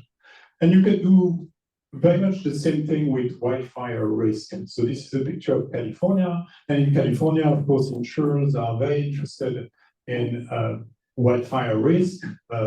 California has been ravaged by fire recently, and you can again do things like measure soil moisture from space, look at infrastructure, in particular electricity networks, and try to assess wildfire risk for insurers with very high precision, again using satellite from space.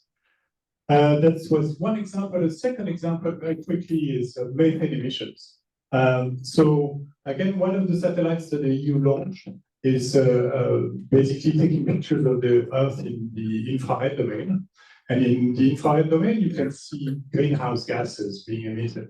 Among the most potent greenhouse gases being emitted by the oil and gas sector is methane. So the oil and gas industry, extract methane from the earth and then magically transform it into natural gas at the end, but it's really the same molecule, right? And it's 100 times more potent as a greenhouse gas than CO2. So basically, tackling methane emissions is crucial for the decreasing our carbon footprint. And so this is an image that was produced using data from the Sentinel-5 satellite from the EU. And you can see many sources of methane on this map. Every dot here is a source with a flux rate larger than 10 tons per hour. Okay, and some of these leaks go up to several hundred tons of methane per hour. So they are really massive, and you can see the infrastructure behind these emissions over here. So these are Russian pipelines. That's Algeria, the Permian Basin in the US. And so even though the EU is very clean here, it imports gas from sources that are far from being clean. And let's say before this satellite was launched, people thought that there were something like 2 or 3 major events like this every year. And in fact, you can see here that you get 100 of these leaks every year. And getting rid of these leaks can be done very cost effectively and would represent a progress comparable to basically grounding the entire airline industry in terms of CO2 equivalent. Okay, so this is something that could happen soon, but we need countries and operators to improve their operational standards. And you can actually attribute these leaks if, should I try again? Try again. Yeah, let's see. No. So one question, Yes. why isn't it done then? Well, the regulation was not there. And so the regulation on methane was non-existent in most places. And also the information was not there. The satellite was launched in 2019. It's taking a while for the data to be calibrated and collected and just publicized. And so it's a matter of regulation. And I'm going to talk about that a little bit later maybe. But the regulation has been very significantly strengthened both in the US with the Inflation Reduction Act and in Europe with the methane regulation. But the implementation mechanisms are not entirely set up yet. So there's no mechanism to enforce the penalty that was created in the US on these methane sources. It's a work in progress. But the regulation is here. Implementation should come in the next couple of years, and then it's going to start to bite. I'm sorry? global regulation? No, it's Looking at your map, it seems like. the map itself is global, but the regulation will be basically EU regulation for Europe. But the regulation in Europe, crucially, will look at leaks coming from origin countries, so from the supply chain. So because otherwise in Europe there's not much action, right? If you don't look abroad, nothing happens. So thankfully, and it took a little bit of pressure, but the regulation looks at the full global picture. And in the US, it's slightly different, but the story is still more or less the same. So just to mention that we have coarse regulation or coarse resolution images, we also have high resolution images, so we can attribute these method leaks to their source. And so basically the transparency in this way completely changed. And so the good news on methane at least is that the UN created an alert system to notify countries and operators about their leaks. It's called IMEO. And the data you've seen is being provided to the UN to then enforce regulation. I think I went way past over my time, so I'll stop here. Thank you very much. Yeah. Thank you.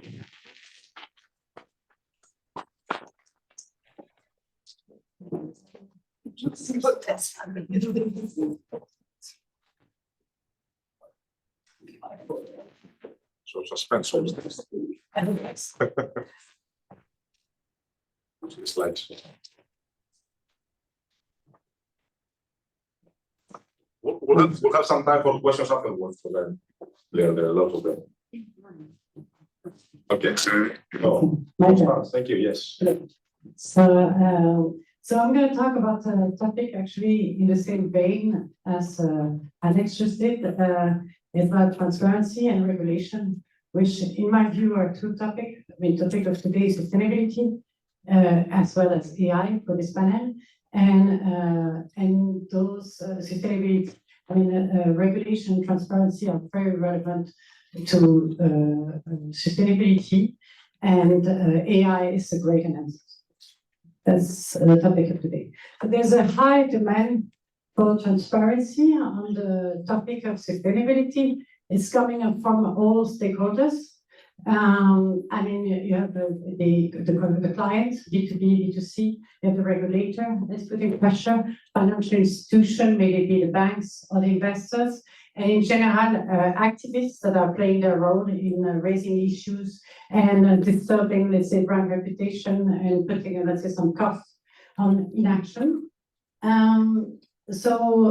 EU has brought a new, the Green Deal that you have all heard about, but as well a new regulation to promote transparency in the matter of sustainability. And this is a key topic to actually enable an efficient transition toward, let's say, a more sustainable world. And so what technology can do, and let us say what we do at Greenerly, but what kind of technology can do is to help navigate this regulation, support the data collection, because we are talking about thousands of KPIs. So it's about facilitating the collection of KPI. We see some of those, methane, or let's say identifying wildfire risk. And so it's all in the supply chain, and you want to collect all those data. And AI enables to, of course, read all types of information, structured, unstructured, and collected. And it also supports the data management. So, and so that's really about simplifying the process of data collection and management. But it also helps AI to use that data and to do the prediction, and then basically take the necessary action that one would want to take in an efficient transition. And with Greenerly, we have basically our report is about bringing transparency, supporting the CSRD, automating the process of reporting so that people can focus on the strategic dimension of the report and basically support the transition. So And if I can go on the next one. No, maybe not.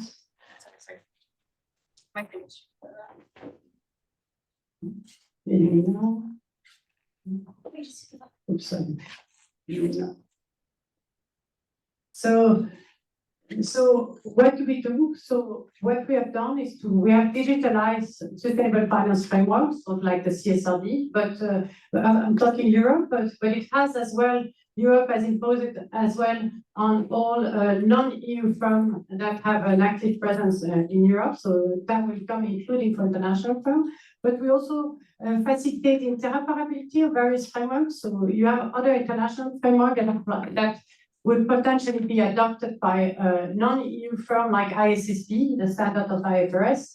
And so all of that is digitalized into a platform. The idea is really to automate the workflow and facilitate the data, as I mentioned, the data collection and the data management, so that basically the company can automate the reporting process, including generating the qualitative part of the reports of the CSRD, and then so AI as well is playing a huge role in simplifying and elevating the pain of automating this reporting, and then the idea is indeed to accompany the transition afterwards and automate the process. And so our AI tool has digested the whole regulation. So this is one example where AI can have sustainability. I mean, it's a regulation, but it's a sustainable finance regulation. So our AI has digested the whole thousands of pages of regulation and can answer any question, because one of the blockers in the adoption of this regulation is that the capability of the people who need to contribute to that report is very low in terms of this, the complexity of this regulation. And so AI can help translate into more business terms what's the purpose, what the task that has to be done, and that from the regulation. And what we also help is that, again, you have those 1,200 KPIs. If you're talking about the CSRD, you have some that are qualitative, you need to provide long answers. And the AI can digest all the certification types of documents, like energy certification, maybe a Word document with procedures, huge Excel file, and it can digest and auto-generate the answer that the regulation is requiring, so that it automates again the process. We have estimated the first year, the CSRD will take about a year and a half to complete, if we're talking about a large organization. So you want to speed up and lighten up the process. It looks very painful, but ultimately it's about bringing transparency. If you compare it to the financial report, where nowadays no one would dispute the need to have a standard way of communicating about the financial. It is necessary, if we want to be professional and efficient in our transition, it is necessary to have now a common standard, a common language about sustainability, but indeed it comes with the pain that the first few years won't be easy. So that's where you really should leverage AI. And so the last part is our advisor. And our advisor is basically has digested thousands of reports across the world. Now it's more TCFD, because that was basically most of the standard that was existing before, a common standard. But with CSRD, it will digest thousands more of CSRD report. And then he's able to take the best practice from each of us. So imagine the group that we've done today, 10 of you discussing. That's what the AI does. But at a massive scale, by just taking all the sustainability reports from all over the world and taking the best idea and doing cross-fertilization to suggest to your own company what you actually could do best than optimizing your own sustainability path. Time. Is that it? Oh, that was the last one. That was it, yes. Okay. Over the eye. Thank you very much. We are just a little bit past time, but we have many questions. Thank you. What's about regulations, trust? What's setting up the next one? Regulations, trust, transparency, implementation, and of course also generative AI things. See calling from across, almost from the other side of the planet. See, very nice having you here. Good to see you. Very curious to hear on your side while we're setting up these slides. You have slides, right? Oh, slides. Okay, sorry. Okay, so go ahead. Sorry. Yeah. There's no slides. I'll just have a conversation if that's okay. So I think we've already seen the benefits of what AI can bring to the ecosystems, whether it's Earth observation or whether it's automated regulation.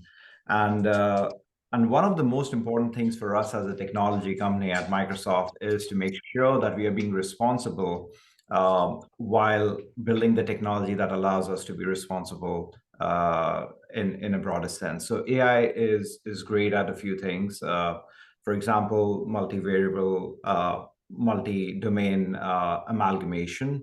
So what happens if you change or perturb one sort of ecosystem? What are the ripple effects on the other? You can simulate that. You can model that. I'm not just talking about generative AI. That is definitely one of them, but just traditional AI models.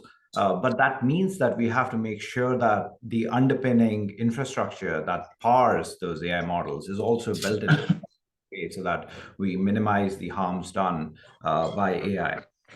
So two important things are happening over here. The first one is we are trying to understand that there is a thesis, there's a hypothesis that sustainability can be achieved at scale. And this is the same thing as the server client architecture from ages ago, which is saying that if we are able to centralize a lot of our costs, can we achieve like economies of scale? Can we achieve sustainability at scale by holding, having one throat to choke, having a single reporting framework? So for example, if you build an AI model within Microsoft Fabric, you can see exactly how much carbon it generates, but carbon's only the beginning. Now, next is water, then it's waste. So how do you go across all of these things?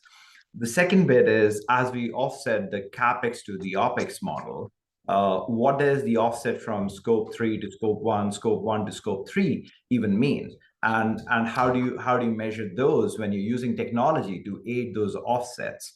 So that's something that we are working on. And a larger part of it is really looking at all of these offsets in a broader sense. So when you build an AI model, of course, there are labor costs associated with that, which is all the human annotation that goes into the play. You just don't throw a bunch of data at a model and it works. So there's underpinning infrastructure, but there's also people.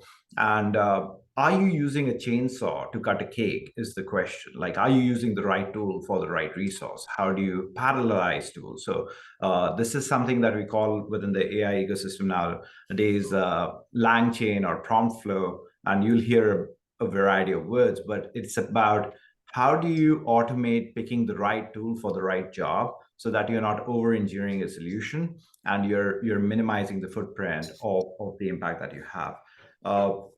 And I was just talking to somebody yesterday, and they were like, oh, this is in the FMCG consumer goods.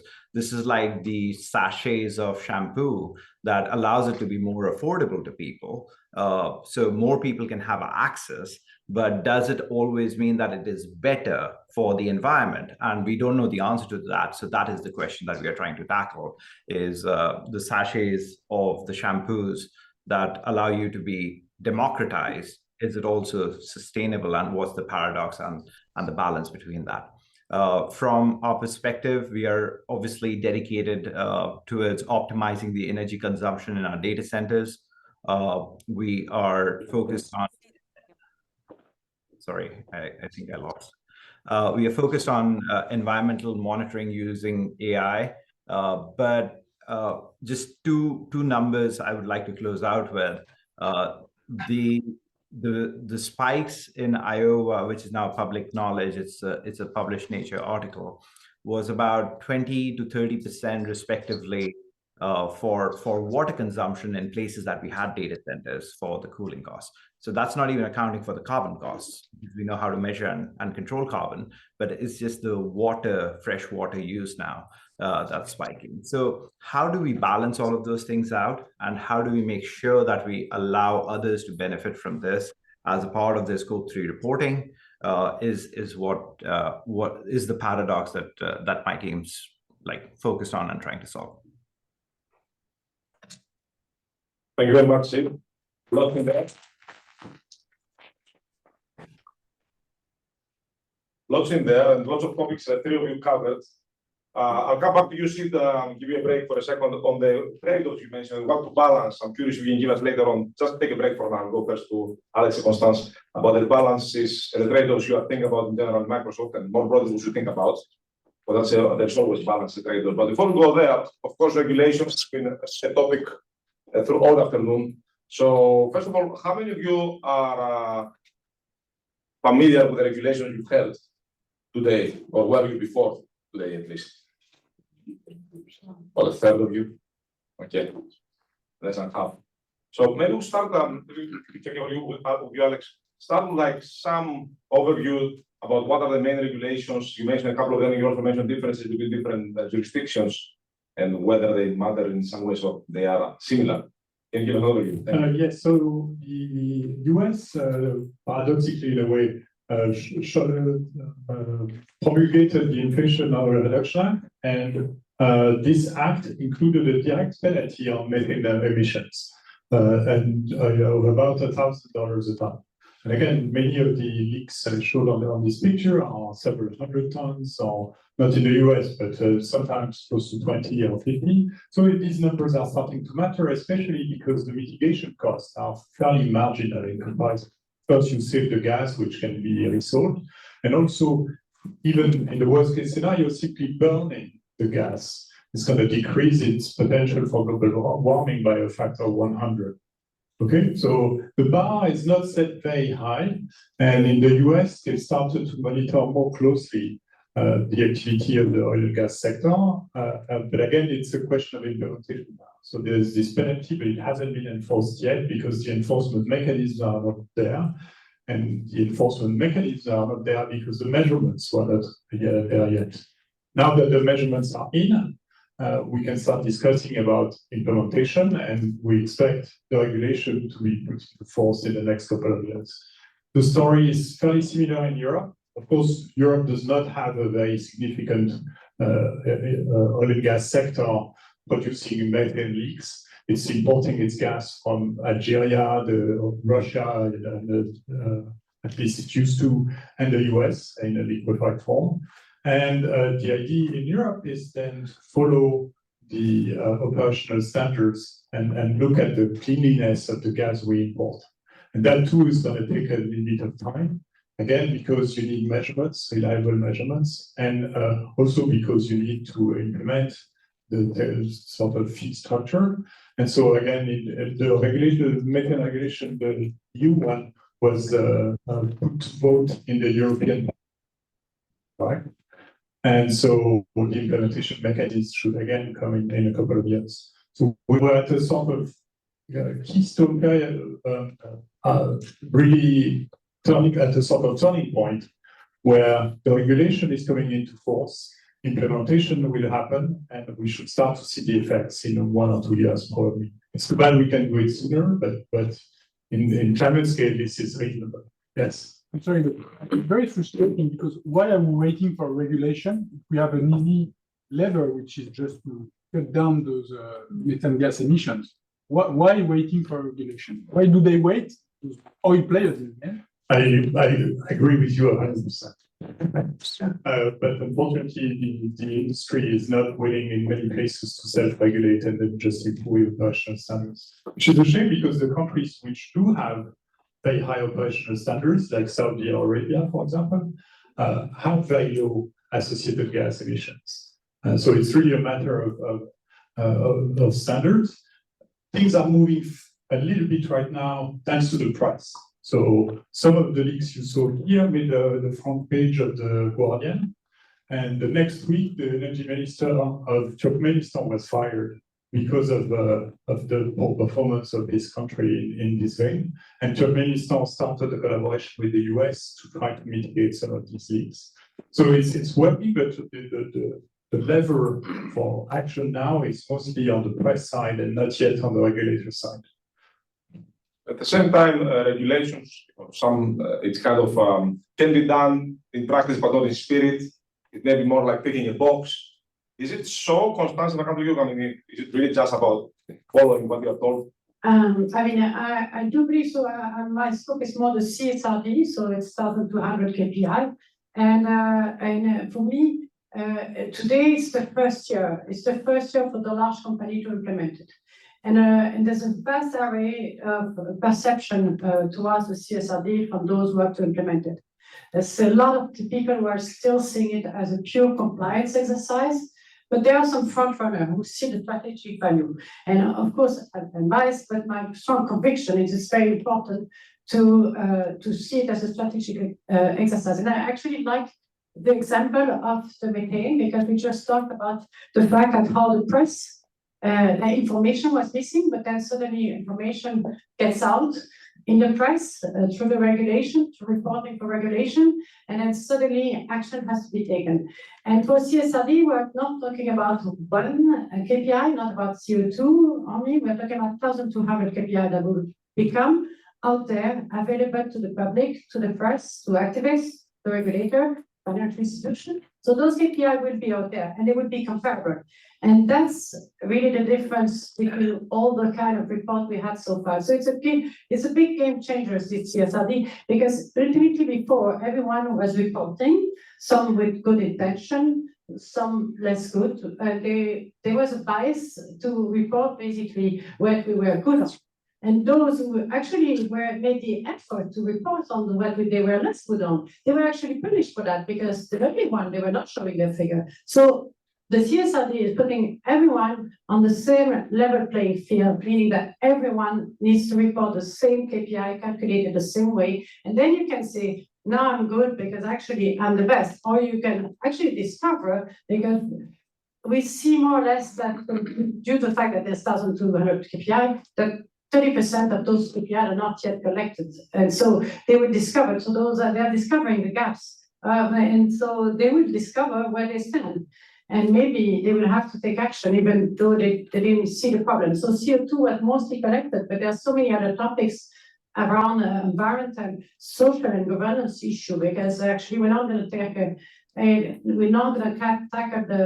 sustainability environmental transition if we don't also take action on social issues. I mean, if you're starving, your first bet would not be to cut your CO2. The first thing would be to kind of feed yourself. So if you want, you have to take it about ESG globally. Yeah. Thanks a lot. Thanks a lot. Just 1 second, we'll come to questions just in a minute, because I'll give the floor to Sid also. That maybe relates to, as a follow-up to what you said, and maybe come back to you afterwards. So yeah, because effectively there are trade-offs. I'm hungry, right? So what do I do if I'm hungry, kind of thing. So Sid, I'll come back to the question I asked before. Maybe you can tell us a bit more about what balancing act do you have to play, trade-offs, what are the differences?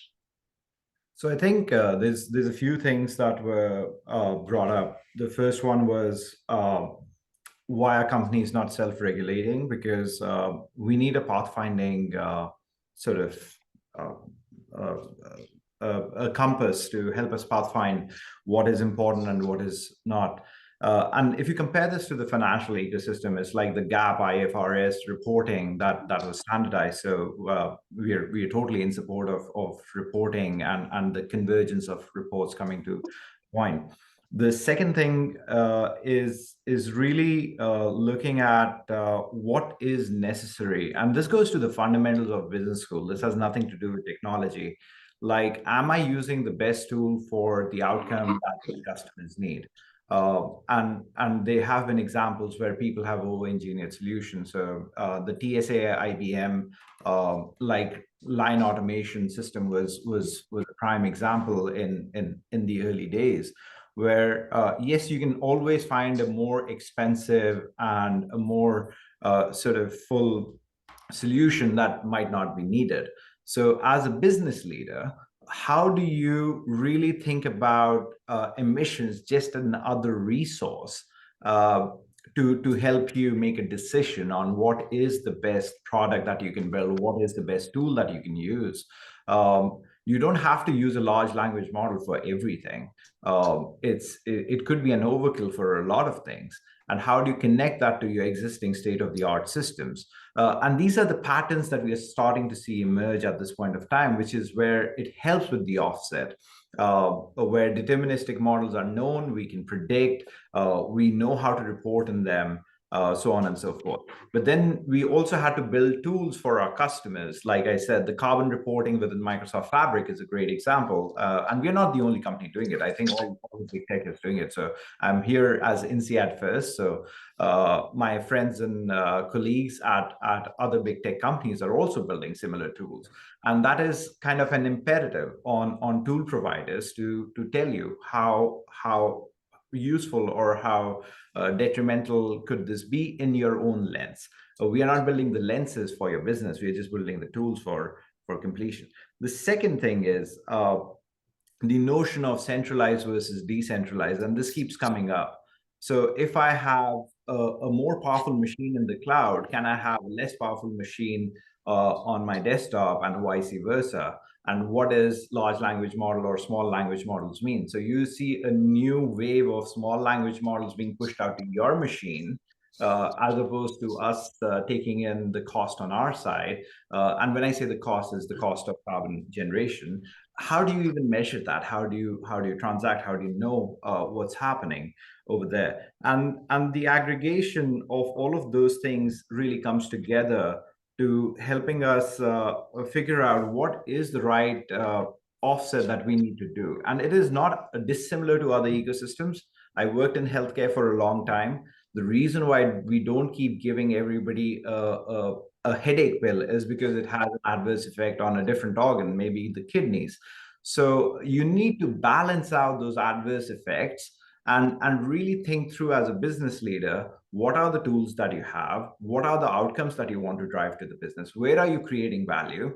And now, and I hate to put it the way that I'm going to, but now you just have to think of sustainability as a part of your COGS, and truly think about, like, how do you reduce your COGS like you would in any other way.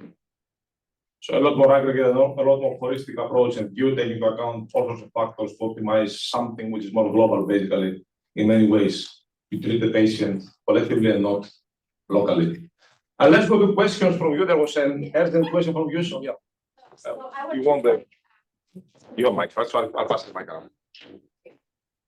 Thank you. So I just wanted to add something to the CSRD, because obviously it is ESG and sustainability driven, but what we're getting is we're getting detailed operational data from all major companies at the moment, but they will go down to smaller ones as well.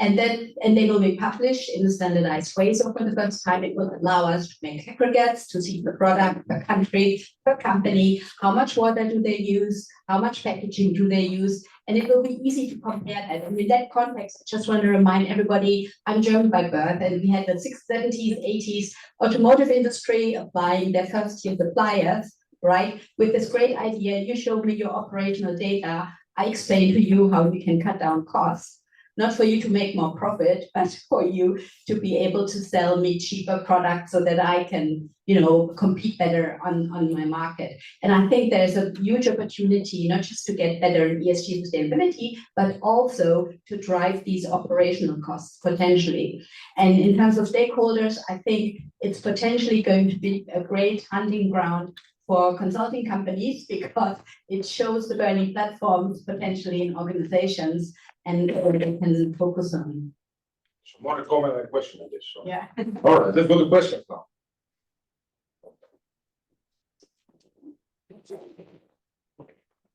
Mine is a bit of a question or challenge. So I sit on multiple boards, and I see companies struggling with the impact of all of these multiple frameworks. And the companies I sit on are companies that tend to be at the leading edge of trying to sort the real problems out. Do you think there's a risk that we're getting this the wrong way around, and just focusing on massive amounts of different regulatory frameworks rather than actually just getting on and solving the problem? So thank you for the question.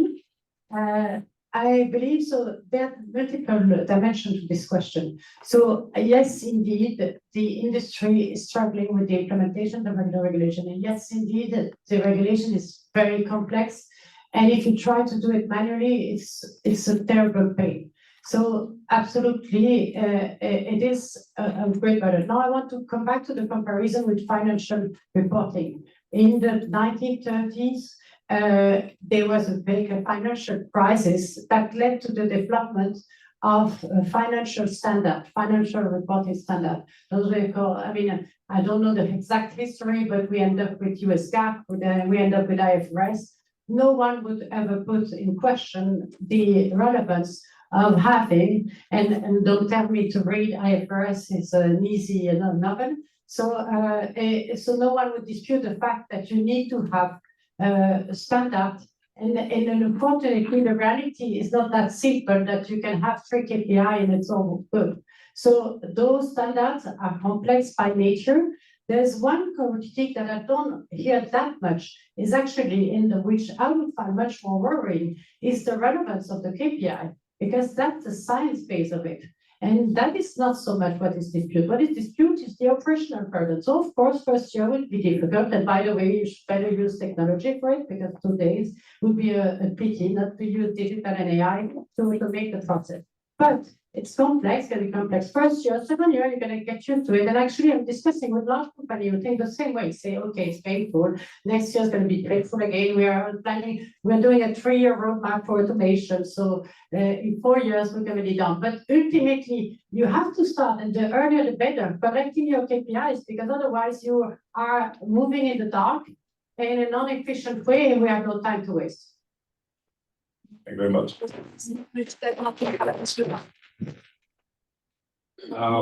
it makes economic sense. It's a hammer.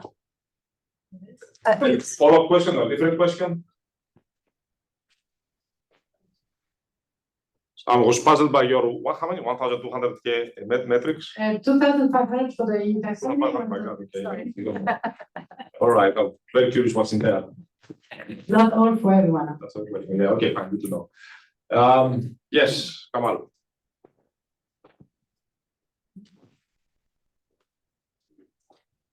Just curious, because we're talking about the satellite measurement of greenhouse gas emissions. There is a company started by INSEAD along with GHG-SAT, which how do you cooperate with them? Do you work with them at all? Have you?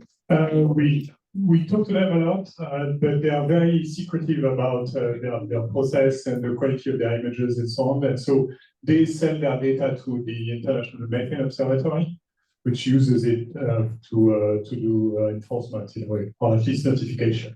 But yes, they are one of the key players in this field. I really love the kind of technology you guys are doing, so exciting stuff. Well, last question, we're actually just on time, so maybe we'll take one more question. I saw on your slides that the methane is attributed to the oil and gas sector, right? How does the satellite data segregate? Because they may not just be the only source of methane as well. And the anomaly I noticed was Europe having a big patch over there for methane, while it's not big, like my understanding. So so your question, if I'm correct, is how do you do attribution, basically? So it's true that if you look at methane at a country scale, some of it is going to come from the oil and gas sector, and some of it is going to come from other sectors like agri and so on. But the good news here is that we have higher resolution images, images with pixels of size 10 to 20 meters, will allow us to see exactly where the methane plume is coming from. You see it on a picture. I had one slide like this that I briefly glanced over. So you can tell which facility was at the source of the leak or you detected. And at that point, there's really no ambiguity.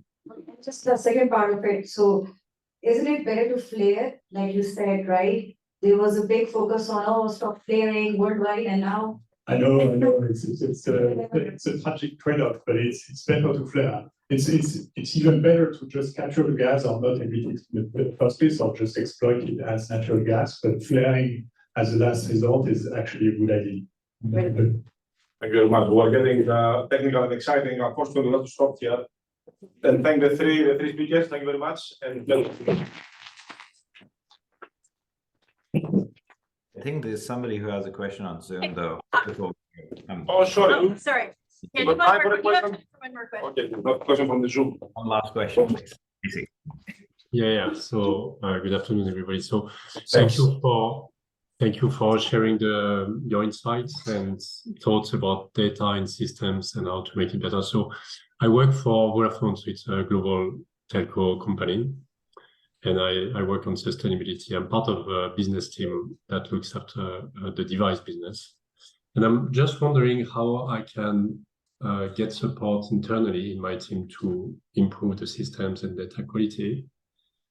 And my observation is the following. So internally, the decisions about investing into system would be between three teams: the commercial team, which owns the P&L, the finance team who allocates budgets, and the sustainability team. Yeah.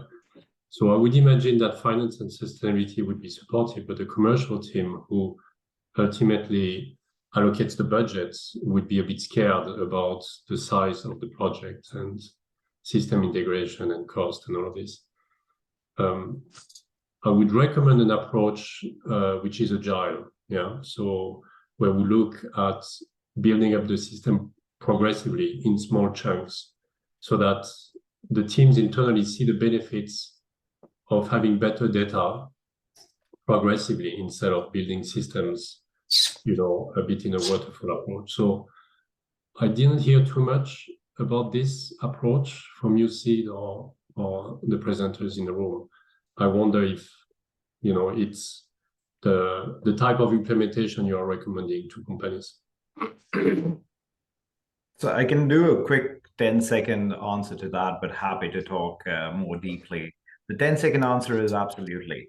It's like the simplest sort of comparison is I will go and buy a new sustainable piece of clothing because that is sustainable, whereas I might have this for the last 10 years. So I should use the resources I have right now. And most of the reporting and most of the new version of new way of working is based on assuming that there is no legacy. But the right answer, unfortunately, is it depends. So it depends on how much investment you've made, what's the hardware amortization look like, what kind of hardware do you already have, is the offset even valuable? And it's the same calculation that Amazon does, is what's more sustainable, letting the person keep the shipment or reshipping it back. So there's a variety of different approaches that different companies have taken, and there's no one size fits all for that. But the customers that I do work with, we work extensively on that problem, which is like, how do you look at the value offset over a period of time? And we have to define that period of time, whether it's 3 years, 5 years, 10 years, depending on the maturity of the company. Thank you. So again, the last round here.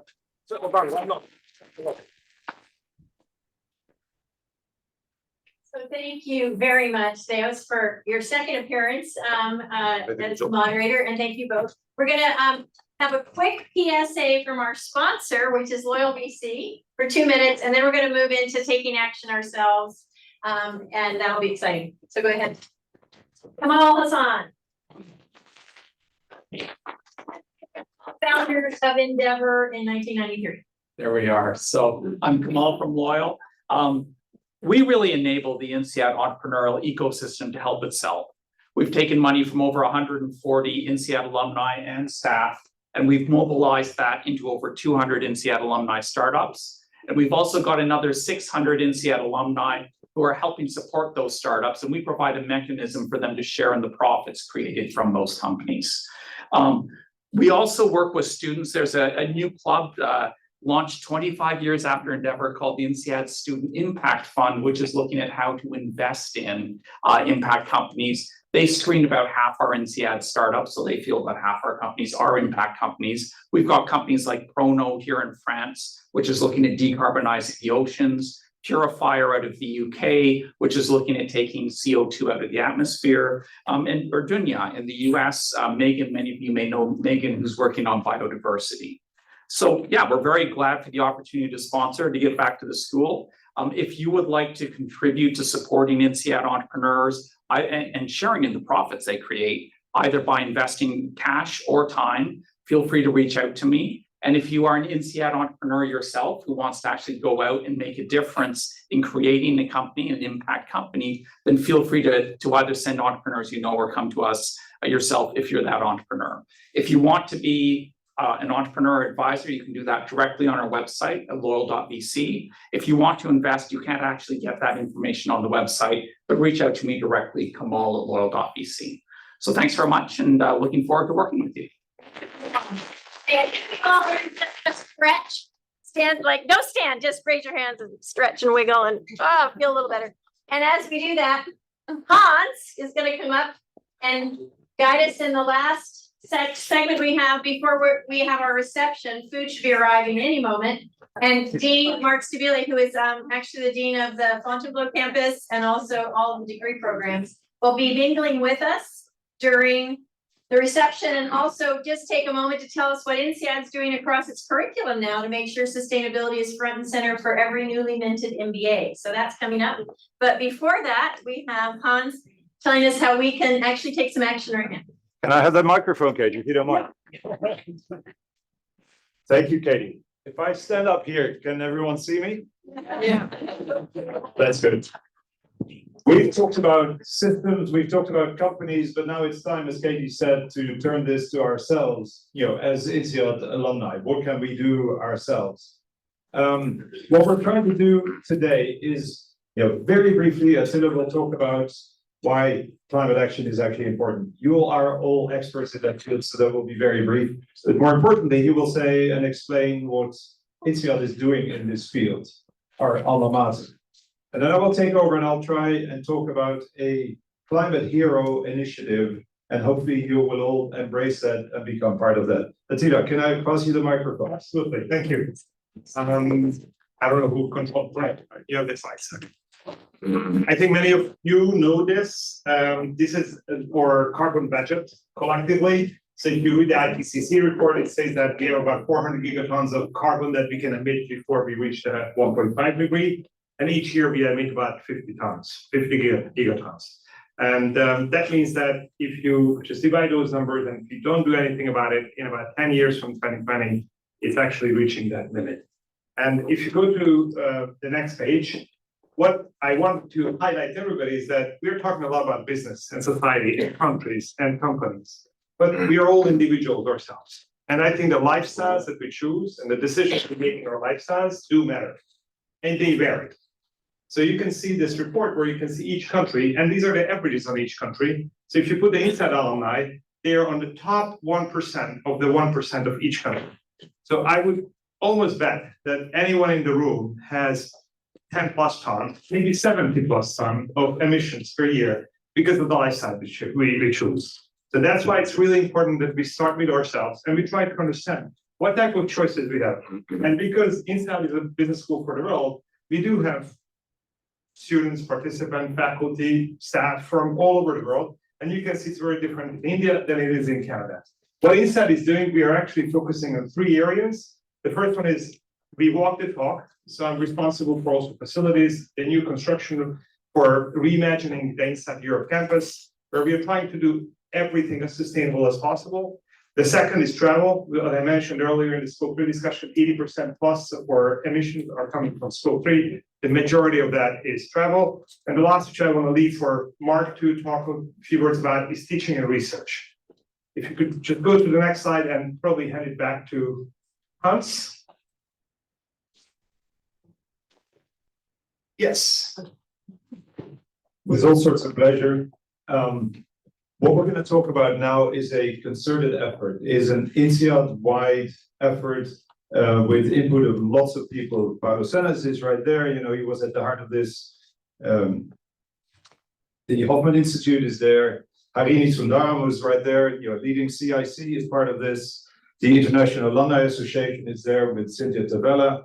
So as you can see, this is a community-wide initiative that we're about to share with you. Why? We've heard a number of times today that data are important. Could I just ask a quick show of hands, who in the audience knows roughly what your base salary is? Is that close to 100%? So how many people in the audience know what your personal carbon footprint is, roughly? Right. About half. That's good. That's good. So those of you who already know it, we invite you to become an ambassador to this initiative and start spreading the word, start spreading the gospel to your classmates, to your friends, to your INSEAD colleagues. Those of you who don't actually know, we invite you to actually do the calculation. As a matter of fact, we're going to ask all of you to do the calculation anyway. So a concerted effort. What does that mean? Next Monday, we will launch, but you get a a sneak preview today, if you will. We will launch an email campaign to start with to 70,000 people around the world, across all countries, across all industries, and invite them to do this carbon footprint calculation. The goal is awareness. You could argue that the community is sort of a bell curve, right? You have 15% of front runners, many of whom are in this room. You have 15% who may be the laggards who don't believe in this or have other priorities, and you have the big group in the middle that says, yeah, maybe I should do something, but I don't really know how or where to start. And we're trying to, address that middle segment as well. That's the idea. What is this about? The scope of this carbon footprint calculation is your personal decisions, whether it's your housing, your consumption, your transport. It's not about the company you run. You have sustainability officers and sustainability reports. You can even use AI to do that, but this is about your personal choices in your personal life. Okay. We selected a carbon footprint calculator by the name of Climate Hero, which is very simple. It's very basic. It's directionally correct. It's not meant to be scientifically accurate, but it's engaging. It will say, fantastic, you're already doing this. By the way, did you think about doing this as well? That's the idea. It's in 5 languages. Already 1 million people around the world use it. And it has a decent privacy policy. So that's why we're selected that tool. Okay. So a concerted effort, not dissimilar to INSEAD Day or Giving Day, a very large campaign, starting with an email, sent by 5 people to this entire community. Active promotion by the NAA presidents, the global club presidents. We're aiming for 100 ambassadors, and if it's only people in this room and in San Francisco, then we're already there. So we very much invite you to become a supporter of this campaign. Okay, we'll use all relevant media, all social media that you see here on the screen. Why would people participate in this? Well, there's a number of things. One, it's just more informed day-to-day decisions. If you know your numbers, you know how to steer. That's part of the idea. But that's it. Yeah, the second one is what INSEAD is offering. It's 3 vouchers for 3,000 euros each for an open enrollment program, which is going to be raffled at the end of the initiative, which is going to end in October. And the happy participants or happy receivers are welcome either on Fontainebleau or take one of our digital courses. Is anyone in this room competitive and likes to win? So we'll have a competition between the global clubs. We'll have a competition between the NEAs, again, in terms of participation, not in terms of how much you might actually reduce your carbon footprint. That is all private. That is between you and the tool. That will not be aggregated. It will not be published. This is all about participation. But the participation data we will try and publish, and hopefully you'll be an investor to promote this. It's free. It only takes 5 minutes. As a matter of fact, we're going to do it right now. And it will be in multiple waves until the fall, right? Until Earth Day, roughly, Earth Week, I should say. So how does that work? We'll have a toolkit. This QR code, you can try this. We have a toolkit with all sorts of tools in there, with banners, with emails, with testimonials that you can use at your leisure to start promoting this campaign. Here's an example of an email, no need to go through it now, but it's at your fingertips. If you like to rally your class or, any of your. If you want to make your class win. If, that is to say, if you're competitive, exactly.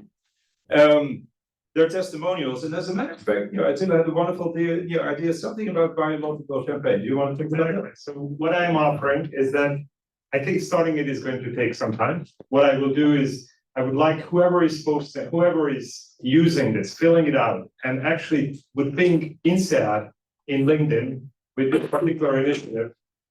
At the end of Tuesday, I'm going to look through who has actually done it, and I will raffle one bottle of biodynamic champagne, and I will mail it to the person wherever that person is.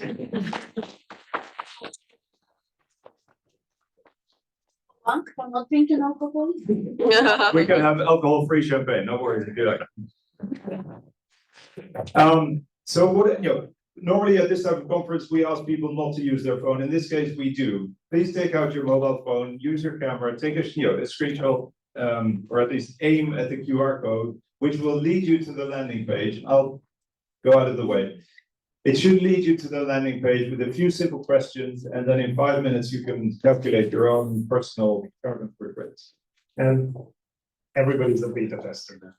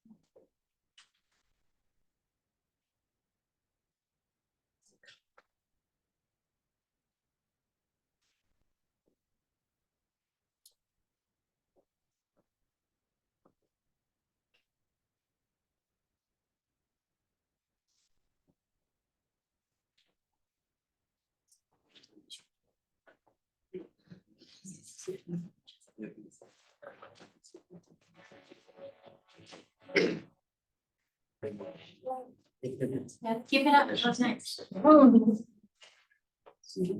You need a little more time, or are we almost done? Do you need more time, or are you sort of okay? I think we have a few last people. Takes 5 minutes, but for some 3, for some 7. If you want to read all the slides at the end of it. Yeah. All right, well, this Please, yes, we have time for questions. So any questions are very welcome. We also have in the toolkit the frequently asked questions in case your constituents ask questions. So this is the first of 2 pages. Please. I've seen several calculators like this. So what is different that INSEAD is doing in this app compared to the others? Question. So INSEAD did not develop this app. We selected one of the available carbon footprint calculators. Climate Hero has been used by 1 million people in the meantime. It's a Swedish company. We spoke to the CEO. They helped us with some of the interfaces. So it's not something INSEAD developed. Maybe also good to add, they ask if you're interested in buying offset credits. INSEAD doesn't encourage or ask you to buy anything. The whole thing is for free. The idea is to create awareness and stimulate discussion and debate. If you want to, feel free, but there's no need. That's not the intention. Why did we select this tool? Because it's simple, it's engaging, it's hopefully fun, unless some people are take offense by being called a climate villain. But it should be fun and engaging and memorable and leading to discussions. Maybe one more thought, like it shows that it seems that this is a tool which is most able to match the diversity of the INSEAD population in terms of geographies.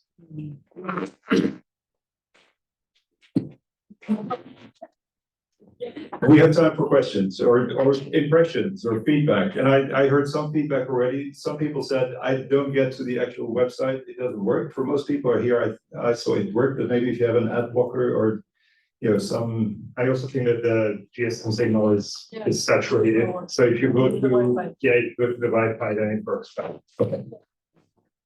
Any other questions, immediate feedback?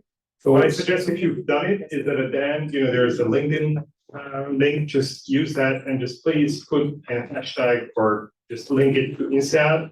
And again, I'm just going to look at who's going to post that have done their climate conference by Tuesday evening, and I will get back to that person or one of the person in the completion page. Great.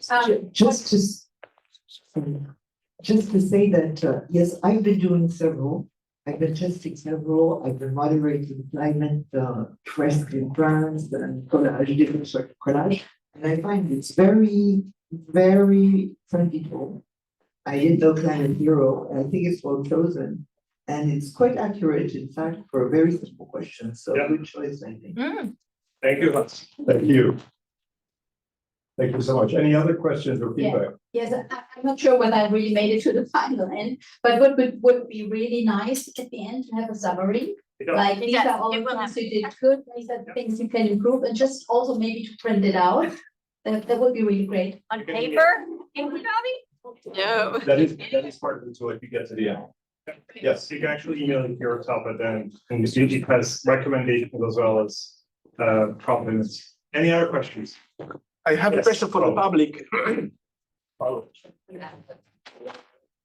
I have a question for the public. Is there anyone here who felt strange about this calculation, this request? No. Anyone? No. Okay, that's good. Did you? No. But again, I think that this population is about 15% on the end of the spectrum, and it's always the whole distribution that we have to look at. And I'm really interested to do this for that middle 70% of the distribution. So I'm really looking for advisory and being able to push it forward. Before we close, I definitely want to do a shout out to a couple of people. No? So I wanted to just give a shout out to a couple of people as we have been working on this for a long period of time. So we started probably remind me, February maybe. And I just want to maybe name Clara, Enes, Paolo, Harini somewhere. Harini. Yeah, Harini, sorry, I didn't see you. Hans. I missed anyone? Paolo. Hans, do you think I missed anyone who is here? Nice. Yeah, we met. I did. So I really would like them to come up here and just really give them the recognition because they did so much work. And I'm really happy to reach out to 70,000 people with a really important message. So I would like to ask everybody I'm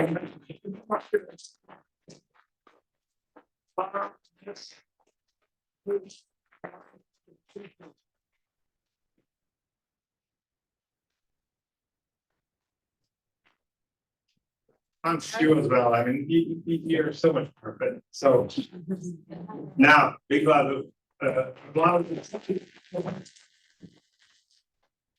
And now we got some. Yeah, first slide. Can you come closer just for Summit, the? the first slide, you can put back the INSEAD Summit Sustainability. Very first. Come closer for a little picture. When we arrived, the very first cover slide. I would actually like to show, can we use Life choices. the one with the 5 logos? The very first. The one with the 5 logos. Yeah, with INSEAD logo and. No, so back to my presentation. And the one with the 5 logos. Yeah. Very short, just before. Yep, that's the one. Okay, ready? So you come here as well. Yeah, right in the middle. All right. Thank you so much. Oh, So, thank you. Thank you.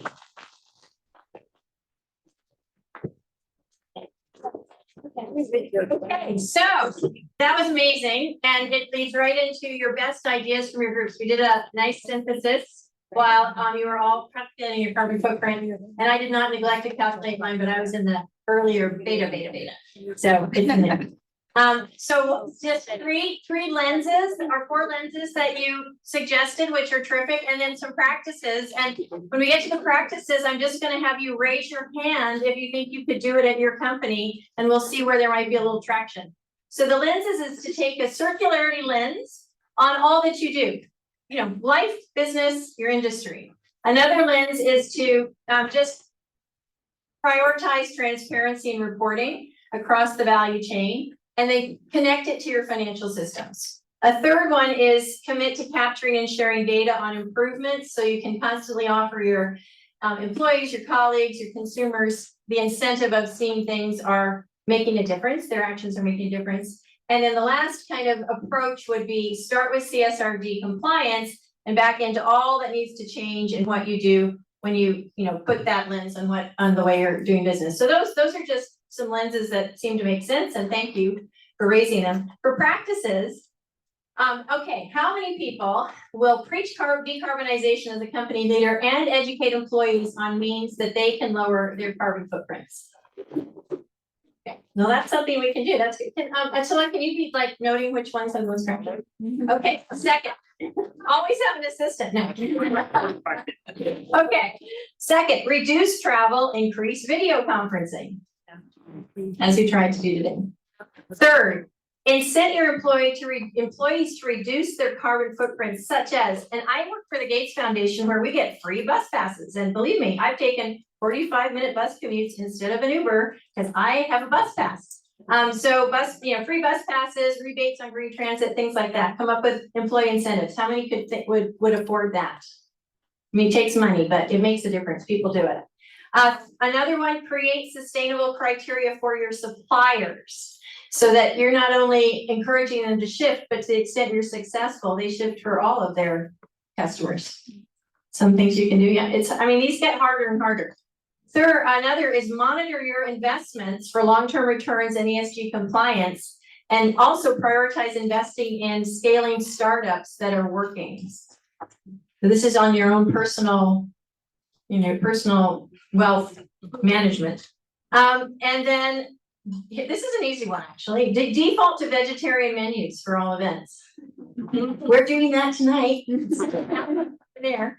Okay, and here's my personal favorite, and I wonder if Endeavor could play a role in this. Create a cracking Scope 3 knowledge exchange with AI learning loops, so that we all have a place to pull the things that are working, and you have a place to come to the well and see what you might use. And there's just a way to refresh your practices and raise awareness. And this is very much in keeping with what we call the 3 A's of Endeavor, which is raising awareness, advocating for new norms where they make sense, and finally creating ways for each of us to take action. So that how many people would like to see a cracking Scope 3 knowledge exchange? I would like you to raise your hand. I would like to see it too. Okay.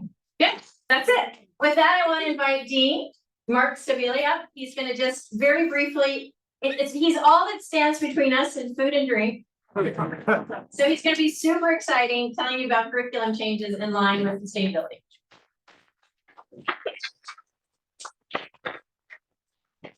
So thank you very much. It's really a pleasure to be here with you, and I'm sorry I wasn't here earlier in the day. I am Mark Stabula. I've aged a lot since I took the job 3 months ago, as you can tell. And I was very sorry to see, I'm Canadian, very sorry to see Canada at the top of the lifestyle list. My country needs to get with the program, because that's not where we want to be. And I want to say also, before I say a little bit about what's happening in the curriculum, that I think we should engage all of the current students across our degrees, maybe competitively, in this Climate Hero program as well. Not just the MBAs, that they'll probably win, but also the Gembas and the MIMS, right? And if you don't know about the MIMS, one day I'll tell you about the MIMS. Depends the last time you were back. Pardon me? Are some MIMS here? They're in Singapore. I mean the graduates. Oh, we have graduates. Oh yeah, we have graduates. Update. Anyway, before I took on the job as the Dean of Degree Programs and the Dean of you said Fontainebleau campus, gave it to our marketing team, they came back with the Europe campus. So I'm the Dean of the Europe campus, but really it's Fontainebleau. I was the academic director of the Hoffman Institute. And so this is something that I am bringing to this role, a real effort to increase sustainability in the way we teach and the way we do degree programs. And I just want to say, reflecting on how far INSEAD has come over the last 5 years, a university president once gave me a piece of advice, which was don't overestimate what you can do in 1 year, but don't underestimate what you can do in 5. And, Hoffman is now past its 5 onto its 6th year mark. And I have to say, INSEAD has changed a lot over that time. I think the Hoffman Institute has done amazing work, and I wish Vital was here so I could look at her while I say that. And I know she wishes she was here too. We have benefited tremendously from the engagement of our faculty, our leadership team around these issues. And this event, of course, is no exception. Thank you so much, Attila, for all you do at the school, but then also what you've done here today. Teos, are you still here? Or if Teos is still here, I don't see him anymore, but thank you for participating and for your great research. And then, of course, you guys, our alumni, are key drivers of this agenda for us, both on and off the campus. You are engaging us, supporting us, amplifying, delivering. And that's just for us at INSEAD. Beyond all of that, your own engagement with these issues in your own work, in your own lives is really quite inspiring. So thank you for what you do, and you make us want to try and do more. Since I took over as Dean of Degree Programs, March 1st, I've had a chance to get a bigger view of what we've been doing around sustainability in the curriculum. I had an idea before, but now I have a bit more. So let me just give you the big milestones, since I don't know when the last time you engaged with what's happening with the degrees at INSEAD is, but for me, the story goes back to 2017 under Ilian, the dean at the time, with the introduction of the business and society courses into the INSEAD core. Okay, so we introduced a couple of courses, one called Business and Public Policy, one called Business and Society Ethics. In the Public Policy course, which I came to INSEAD to teach in 2015-16, we directly tackle issues of climate change, thinking about it from a policy and regulation point of view, similar to some of the discussions you were having. We think about, innovations that are happening in the policy space and how they affect businesses, okay? Not only around climate, around a whole bunch of different issues of sustainability. In ethics, we're engaging our students on how to be ethical and effective leaders and think about more than just profit. And so there's that element in that course. That came in 2017. The next piece was the introduction of Master Strategist Day. Maybe some of you have heard of that. We call it MSD, it's short for INSEAD. And it has a very heavy focus. It's not exclusively, but it has a very heavy focus on the global south and issues in health, okay? The most recent MSD focused on low-cost primary care clinics in Kenya, for example. In October, MSD was focused on a Kenyan fish farm looking to address issues of both climate change and social unrest. So it is something that all of our students are doing, taking a strategic view, a case where they are trying to make a difference on a problem that most often is related to sustainability and often also from the global south. The next step came this year where we have now, well, okay, there's an intermediate step. We now have many electives, more than 20 electives that are the deep dives into sustainability issues. All right, so a lot of the stuff you guys are talking about today, we would have an elective course that we deal with. Not everybody has to take it, but of course our faculty are more and more engaged in these issues, and so we're seeing more and more electives here. But this year, we made the decision that we needed to infuse sustainability into the actual core. All right, so you will remember, I'm not sure what the core looked like, and I know for some of you it looked the same as it does a couple of years ago, but 14 core courses. And the idea was every core course had to engage with sustainability, right? Obviously, we also have to teach all the other stuff that the core courses have to teach, right? Because we have to, it's necessary. But the idea was every course had to find a way to either directly address, and in the accounting core, you can imagine it was directly addressing how we actually build this into our models. In the marketing core, it was looking at case studies of consumer goods or firms or other firms that are grappling with this issue and also trying to market it and how the trade-offs they have to do. Each course had to choose how to do it, right? But now this is the first period, the December promotion that is going through their core now is the first promotion that is engaging with this. Yeah. And of course, the students have lots to say about it, right? Mostly that they want more, which is good, right? And so I have this thing in my portfolio called the Dean's Innovation Project, where students get to choose something that would be useful for the school to do as an innovation project. And one of them has immediately picked up the, let me rethink the sustainability in the core, even after it was only our first run, to tell you how to do it better, all right? So, okay, great. We're going to hear very soon from our current students on how we can do things better. That's probably the same as it was when you were there. Always happy to tell us how to do it better. And we're always happy to receive it because we have great students. So that's the last piece that is also, we piloted it, attempted to say it was 2-3 weeks ago, is a capstone course that all the students will do at the end that is focused around sustainability. In this case, it's a global soda and beverage company that the C-suite changes, you come in, you're in your first 100 days and you have to deal with issues around the circular economy, diversity and inclusion, measuring sustainability, sustainability leadership, strategy choices, and balancing health and business issues. So the students all engage with this at the end, okay? It's a couple of days simulation, and it's a capstone to the MBA, right? We will think about how we can integrate that into the other degrees as well. Right now, we're getting it right in the MBA. Once we get it right in the MBA, we're going to expand it out across the entire portfolio of generalist degree programs. Okay, so this is where we are. I think it's a promising beginning. Some other organizations also think that. Poets and Quants gave us a special shout out for the sustainability